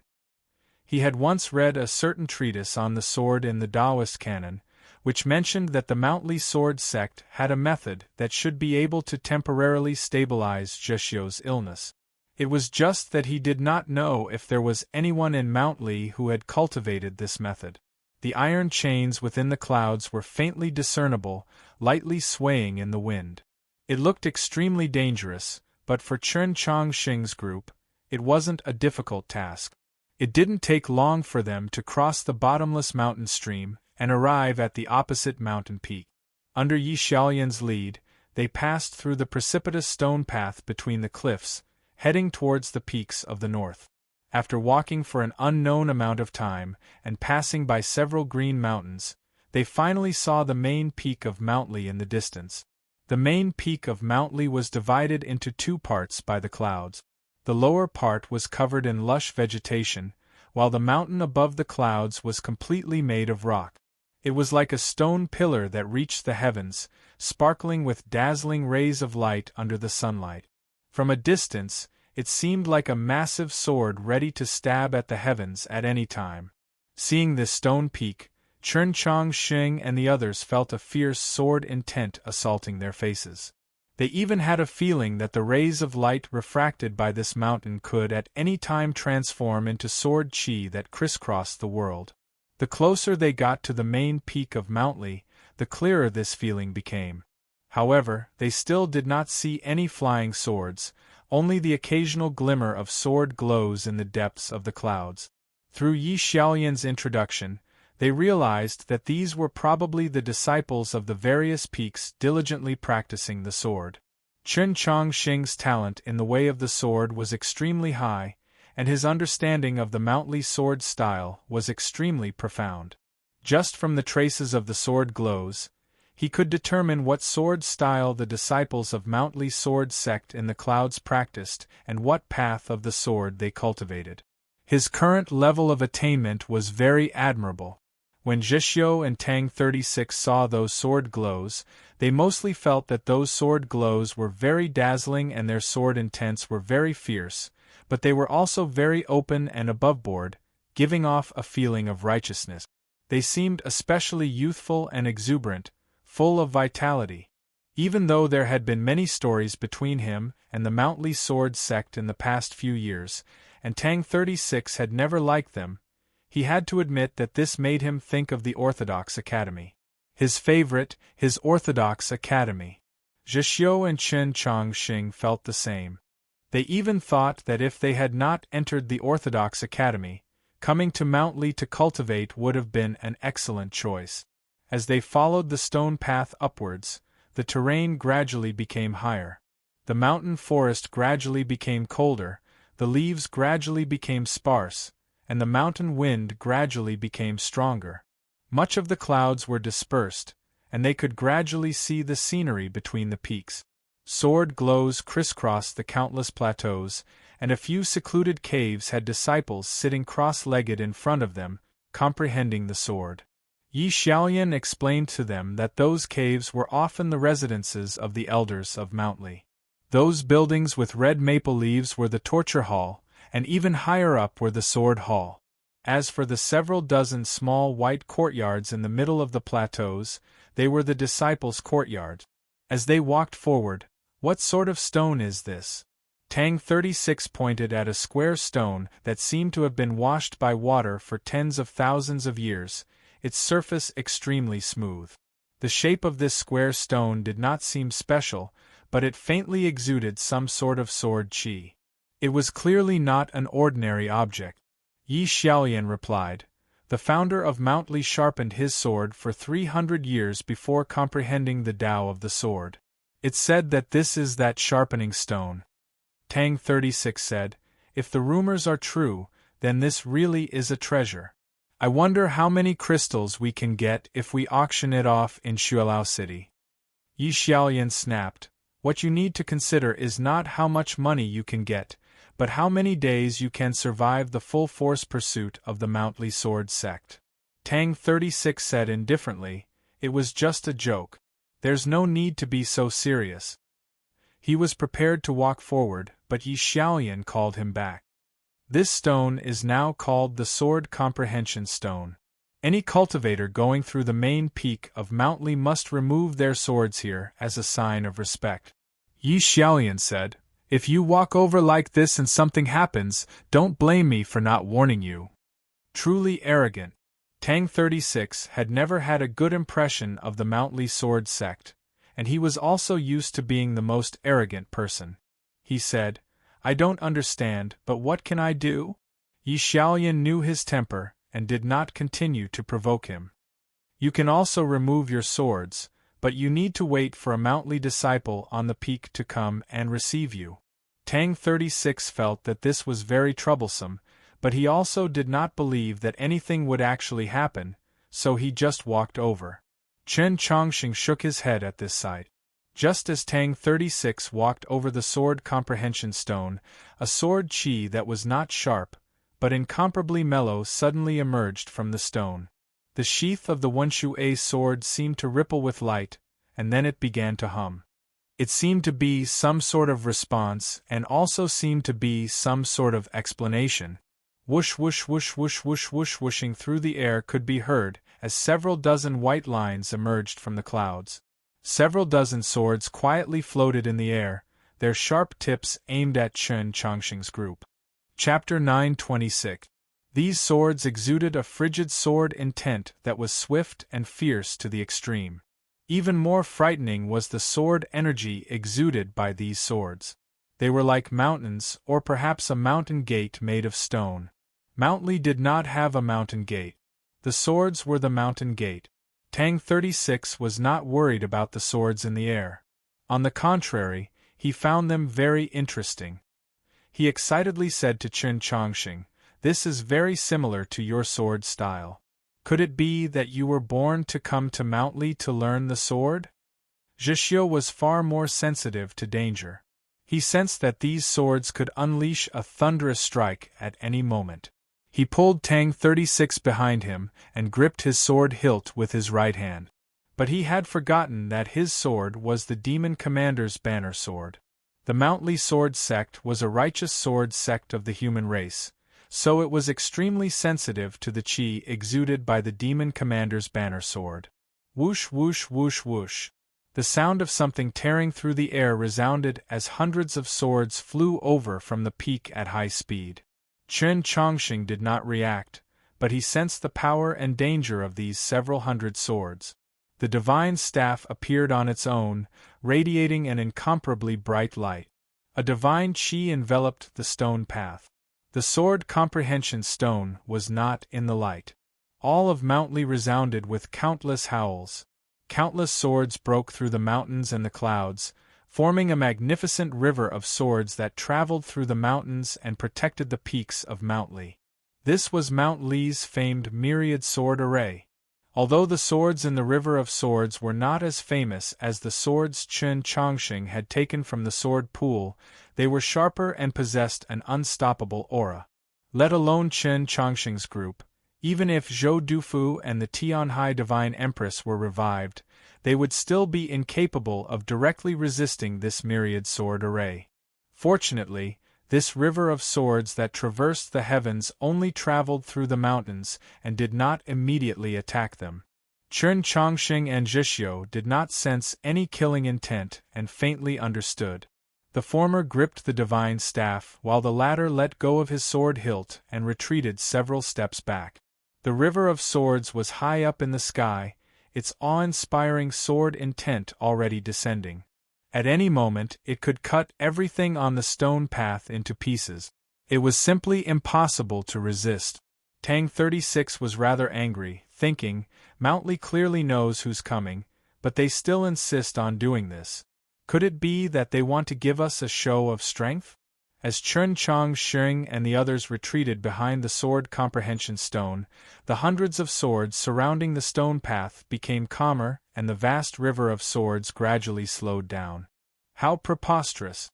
Tang 36 said to Chen Chongqing, "You are Senior Su Li's direct disciple, so no matter how you look at it, you are still a member of the Mount Li sword sect, even of the same generation as the sect master. These junior disciples actually dared to use the myriad sword array to threaten you. Are you not angry?" Chen Chongqing knew that he must be in a bad mood right now and said helplessly, "Then what do you think I should do?" Tang 36 said, "You should join the Mount Li sword sect as the Pope and then take over as sect master, angering Qiushan Jun and those fellows to death." When he said these words, he spoke very loudly, intentionally wanting the people of Mount Li to hear him. "You rascal, why is your mouth still so cheap?" A familiar voice sounded from the top of the stone path. Tang 36 had bickered with this person many times, so how could he not understand? He sneered, "Could it be that you think what I said is completely impossible?" Guan Feibai walked over from the stone path. He wanted to say a few words of ridicule, but when he thought about how, if Chen Chongqing really did join the Mount Li sword sect, with his status and seniority, Tang 36's seemingly absurd words really might become reality, he couldn't help but slightly change his expression. Just then, a gentle yet dignified voice came from the depths of the clouds. "The presence of Your Holiness the Pope is an honor for all of Mount Li." The speaker was naturally the sect master of the Mount Li sword sect. Guan Feibai restrained his emotions, solemnly bowed to Chen Chongqing, and then led his group into the misty mountains. It didn't take long before they arrived at a stone pavilion halfway up the mountain. Go Hanshi, Liang Banhu, and an elder of the Sword Hall were waiting for them here. If the Pope had personally come to pay a visit to any other sect, they would presumably have gone out several hundred li to welcome them, and the sect master would certainly have come out to personally welcome them. But today, Chen Chongqing had not arranged a carriage, and the Mountly Sword sect was no ordinary sect. For them to do this in such a hurry was already extremely courteous. Go Hanshi and Liang Banhu first greeted Chen Chongqing. The name of Liang Xiaoxiao had long since been forgotten by the common people, but Chen Chongqing could not forget it, and he was confident that Liang Banhu could not either, so his mood was a little strange. But this mood was quickly shattered by what happened next, because that elder of the Sword Hall actually gave Chen Chongqing a deep bow. Chen Chongqing was very shocked. It must be known that the elders of the Mountly Sword sect's Sword Hall were all seniors of profound cultivation and powerful battle prowess. Moreover, they were often stubborn and proud. Even if he was the Pope, logically speaking, they should not have paid such a deep bow. He quickly recalled a matter that Guan Feibai had once told him on the journey. A certain elder of the Mountly Sword sect's Sword Hall was responsible for bringing up the rear in a battle on the snowy plains. He was surrounded and attacked by several demon experts, almost dying. In the end, he had relied on a cinnabar pill to save his life. Now that he thought about it, that incomparably valiant elder of the Sword Hall was probably the one in front of him. Thinking of this, Chen Chongqing hurriedly helped the elder up and then sternly returned the bow. In his view, only this elder of the Sword Hall who bathed in blood for the sake of the human race was truly worthy of respect. In comparison, using his blood to make a few cinnabar pills was nothing at all. Without another word, the group ascended to the summit. Several hundred disciples of the Mountly Sword sect had already gathered at the summit. Presumably, the sword glows on the other peaks had lessened by now. The Mountly Sword sect disciples watched Chen Chongqing's group walk over, their eyes rather curious and wary. Former opponents, competitors, had now become allies, even companions. The relationship between the Mountly Sword sect and the Orthodox Academy was extremely complex, so the emotions in those gazes were naturally very complex as well. Interestingly, only a small portion of the gazes of the Lishan Sword sect disciples fell upon Chen Chongqing, and a small portion fell upon Tang 36, while the majority of the gazes fell upon Zhishyo. Moreover, they were discussing something in low voices, appearing to be slightly chaotic. This was naturally not because of Zhishyo's illustrious reputation on the battlefield, but because of his relationship with Qi Jian. Go Hanshi slightly creased his brow at this sight. The expressions of the Mountly Sword sect disciples abruptly turned solemn, and the sounds of discussion instantly grew much quieter. Passing through the crowd, one could see that cave shrouded in ivy in the distance. Presumably, that was the residence of the Mountly Sword sect master. There was a stone plateau in front of the cave, and it was rather high. The figure standing there was very easy to see. Of course, even if one stood in a crowd of tens of thousands, that person would still be the first to be seen. Qiushan Jun turned around and looked at Chen Chongqing's group. Chen Chongqing looked at him, not knowing what to say. Yesterday, when he had decided to come to Mountly, he had naturally imagined this scene. He had originally believed that Qiushan Jun would find some excuse to avoid him, but only now did he understand that if he avoided him, would he still be Qiushan Jun? Chapter 927. The summit was extremely quiet. Zhishyo, Tang 36, and the other disciples of the Mountly Sword sect silently watched the pair. The most famous of the younger generation of cultivators were naturally Qiushan Jun and Su Yurong, and only later on did Chen Chongqing's name appear. The relationship between the three was extremely complicated, and this story could be told for a very long time. But as far as the common people knew, Chen Chongqing and Qiushan Jun had never met. The entire continent was very curious as to what would happen if they met for the first time. Today they had finally met. What would happen next? Qiushan Jun calmly bowed. Your journey has been arduous. Chen Chongqing calmly returned the bow. Long time no see. In Wenshui City, Qiushan Jun had walked past him, but they had not truly met. This meant that this was their first meeting after parting at the Mount Song Army headquarters. The Mountly Sword sect disciples were rather perplexed at Chen Chongqing's words, thinking, could it be that eldest brother and the Pope have met before? Zhixiu and Tang 36 glanced at each other, also rather surprised. Yi Xiaoyan was not thinking about these things.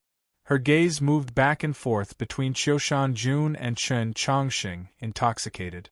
She thought to herself, once we return to the temple, how should I show off to my junior sisters? Only Go Hanshi and the others who had followed Qiushan Jun back to the mountain yesterday knew that these two had spent some time together in Sloping Cliff Horse Farm. As they thought of this matter and saw this scene, Go Hanshi and the others all had rather strange expressions, while Bai Kai was having a hard time stifling his laughter. Tang 36 was very curious and walked over without any regard for himself, asking just what was going on.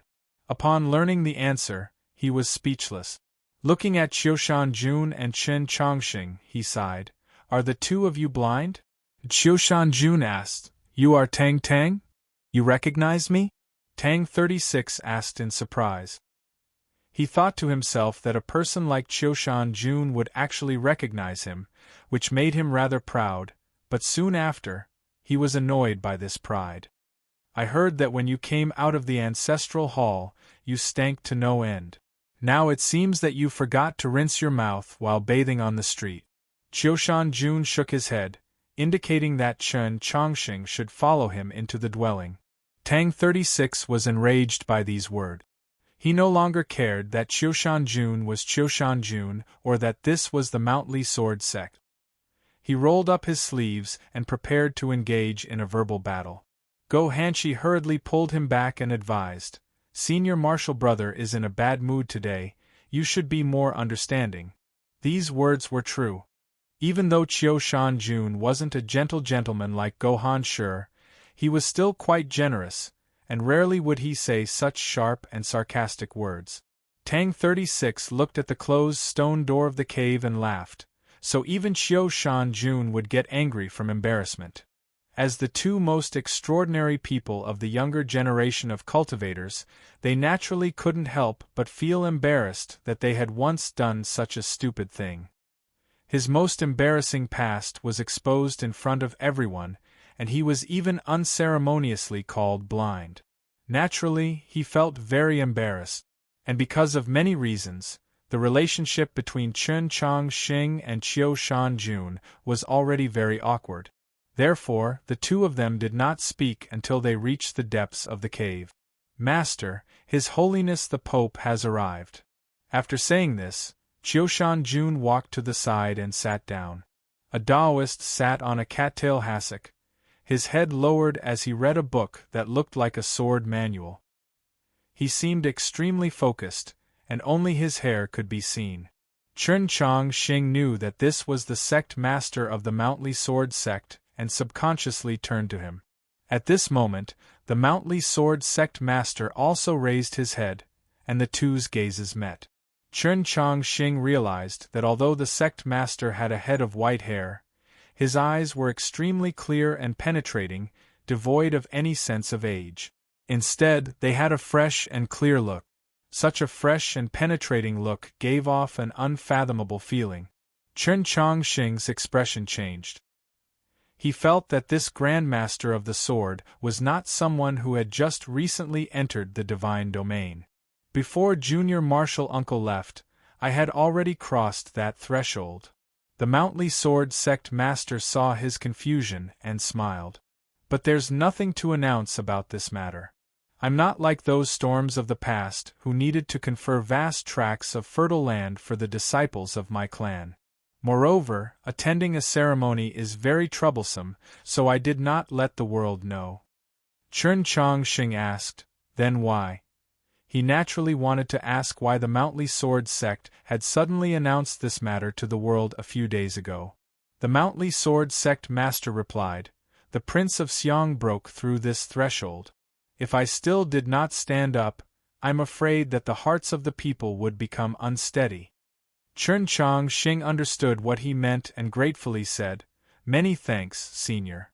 The Mountly Sword Sect Master replied, "It's just an empty reputation and empty power, but Your Holiness the Pope must know that this old Taoist is most afraid of trouble. If there is nothing important, I will absolutely not leave the mountain." Chen Chongqing replied, "If there is no need, I will definitely not disturb Senior's quiet cultivation." The Mountly Sword Sect Master asked, "If you do not wish to disturb my quiet cultivation, why would Your Holiness be sitting in front of me?" Chen Chongqing was somewhat embarrassed. "But that matter still has to be resolved." The Mountly Sword Sect Master smirked at him. "Has that wolf child's illness been cured?"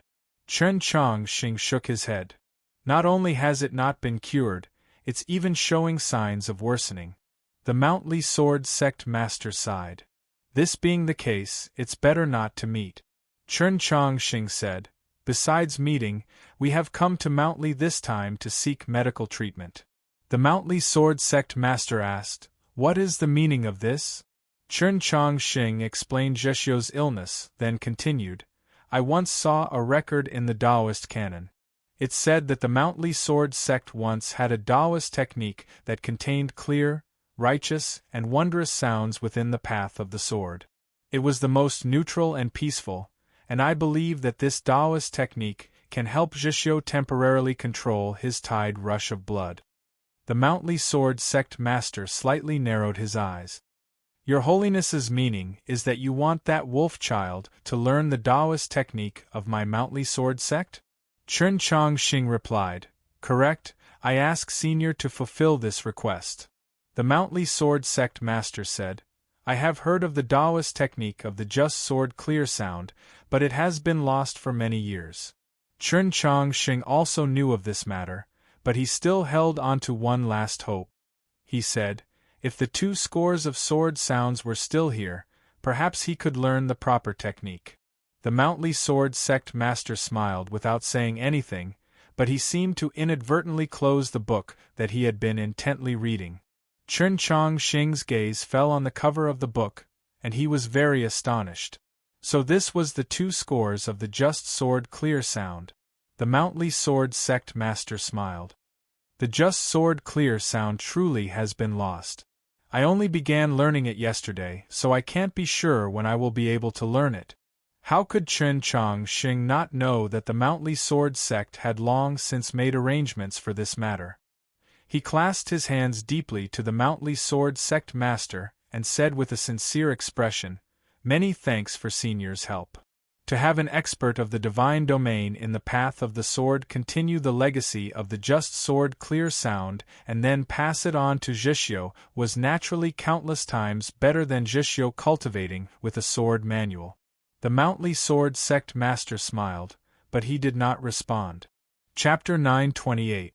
Chen Chongqing's talent in cultivation was extremely high, but his wisdom in the secular world was very ordinary.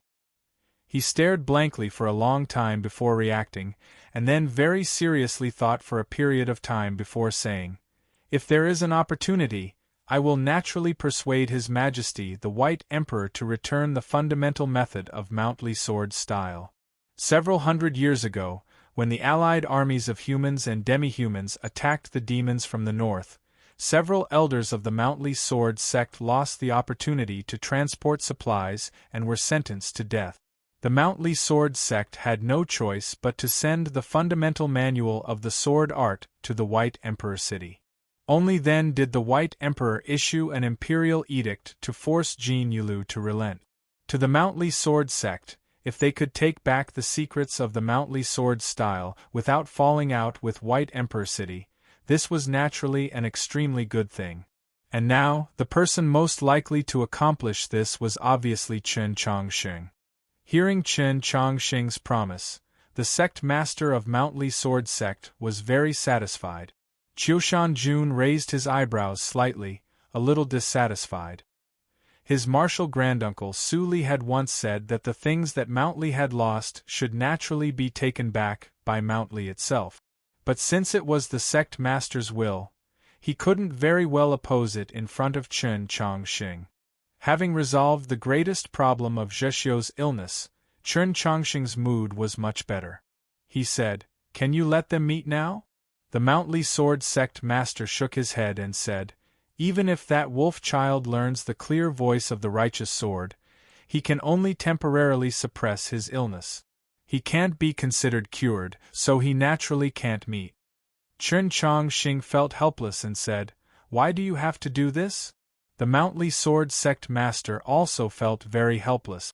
"This is Junior Martial Uncle's will. Who dares to disobey?" Chen Chongxing thought of Su Li's personality and was also speechless. Qiushan Jun suddenly said, "I think Martial Granduncle made a mistake in this matter."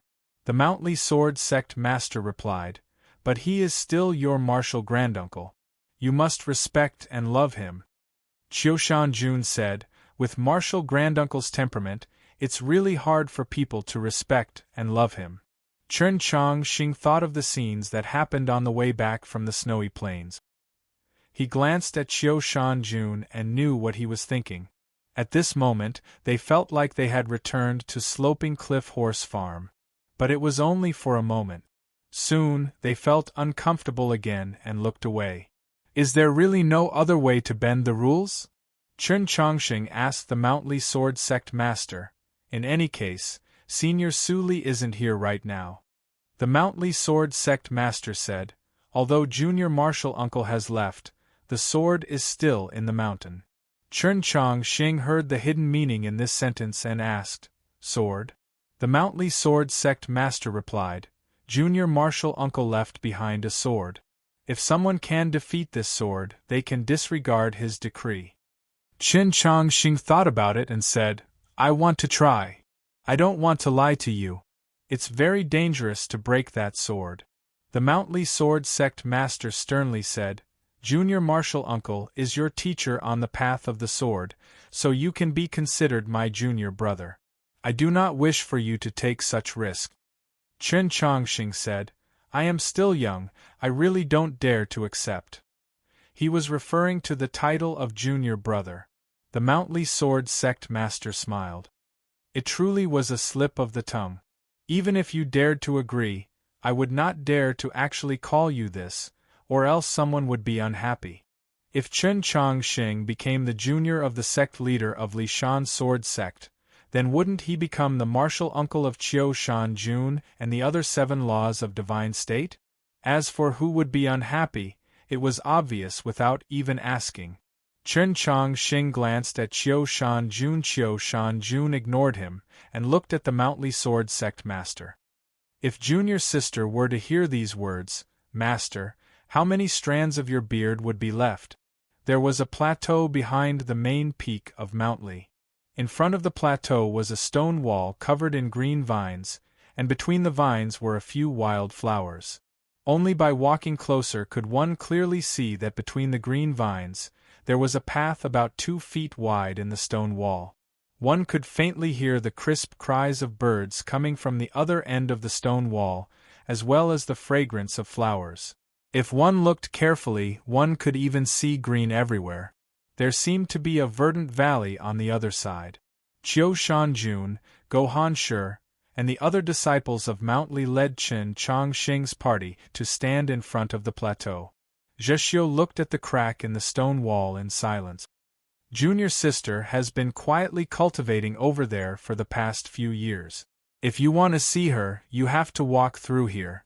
Gohan Shi said to Chen Chongxing and the others.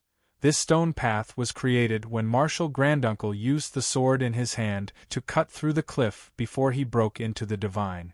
The stone wall is filled with sword intent and murderous intent, making it extremely dangerous. And this is also the sword that you need to break through. Chen Chongxing was well aware that after the heaven-shrouding sword was lost in the Garden of Zhou, Su Li had always used an ordinary steel sword forged by a smithy in a small village at the base of Mountly. When he thought about how this person had used such an ordinary sword to cut out a world in the cliff, he couldn't help but be shocked speechless. His gaze fell on the stone path in the green vines. The stone wall was covered in countless sword slashes, all of them extremely deep. Even after several centuries of wind and rain, they still had not been erased. At this moment, he was still 10 some zhang from the stone wall, but he could already clearly sense the sharp sword intent contained in those sword slashes. Bai Kai, Tang 36, and the others glanced at the stone wall a few more times. They even felt a stabbing pain in their eyes and wanted to cry. Zheshio had been staring at the stone wall the entire time, silent and abnormally focused. His eyes gradually reddened, but he still did not blink. A gust of wind blew in from the cliff, ruffling the fallen leaves on the ground and lifting up Chen Chongqing's clothes. There was a soft tearing sound, and a straight tear appeared on his clothes. A corner of his clothes drifted in the wind and fell off the cliff. Chen Chongqing lowered his head to look at the floor of the cliff. He saw that the ground within a radius of 10 zhang from the entrance to the stone wall was extremely smooth, without even a single leaf. Presumably, the sharp sword intent in the stone wall had seeped out with the passage of time, chopping all the fallen leaves and gravel into pieces. Such awe-inspiring and terrifying sword intent was truly rare in the world. He truly deserved to be called the strongest expert of the sword in the last 1,000 years. Zheshio moved, but he was stopped by Chen Chongqing. I learned the sword from Su Li, so I have a deep understanding of his path of the sword. You should have let me try first. Even if I can't pass, I should still have a chance to retreat. What you need to do is observe.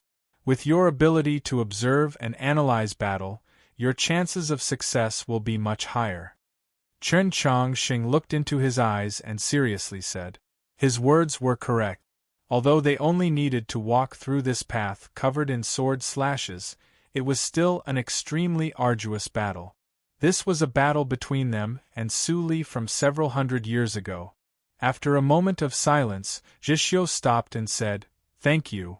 There were many things that did not need to be said. Given Zheshio's personality, a single word of thanks was enough to explain many things. Chen Chongqing took out the stainless sword, flipped the hilt and combined it with the vault sheath. This was the strongest form of his sword. When he faced Zhu Luo in Xuanyang City, when he charged alone into the alley of the Northern Military Department in the capital, and when he faced off against 2 generations of demon lords in the snowy mountains, he had done this. Today, he was going to charge through the stone path, and he was similarly facing a powerful foe. The Su Li of several hundred years ago, when he cut open this heavenly passage, had not yet entered the divine domain, much less become as powerful as he would later become. However, his cultivation in the path of the sword had already reached an extremely formidable level. To the current him and Zheshio, he was still an existence that was difficult to reach. Chen Chongqing raised his sword and took a step forward. With this single step, several tears appeared on his clothes.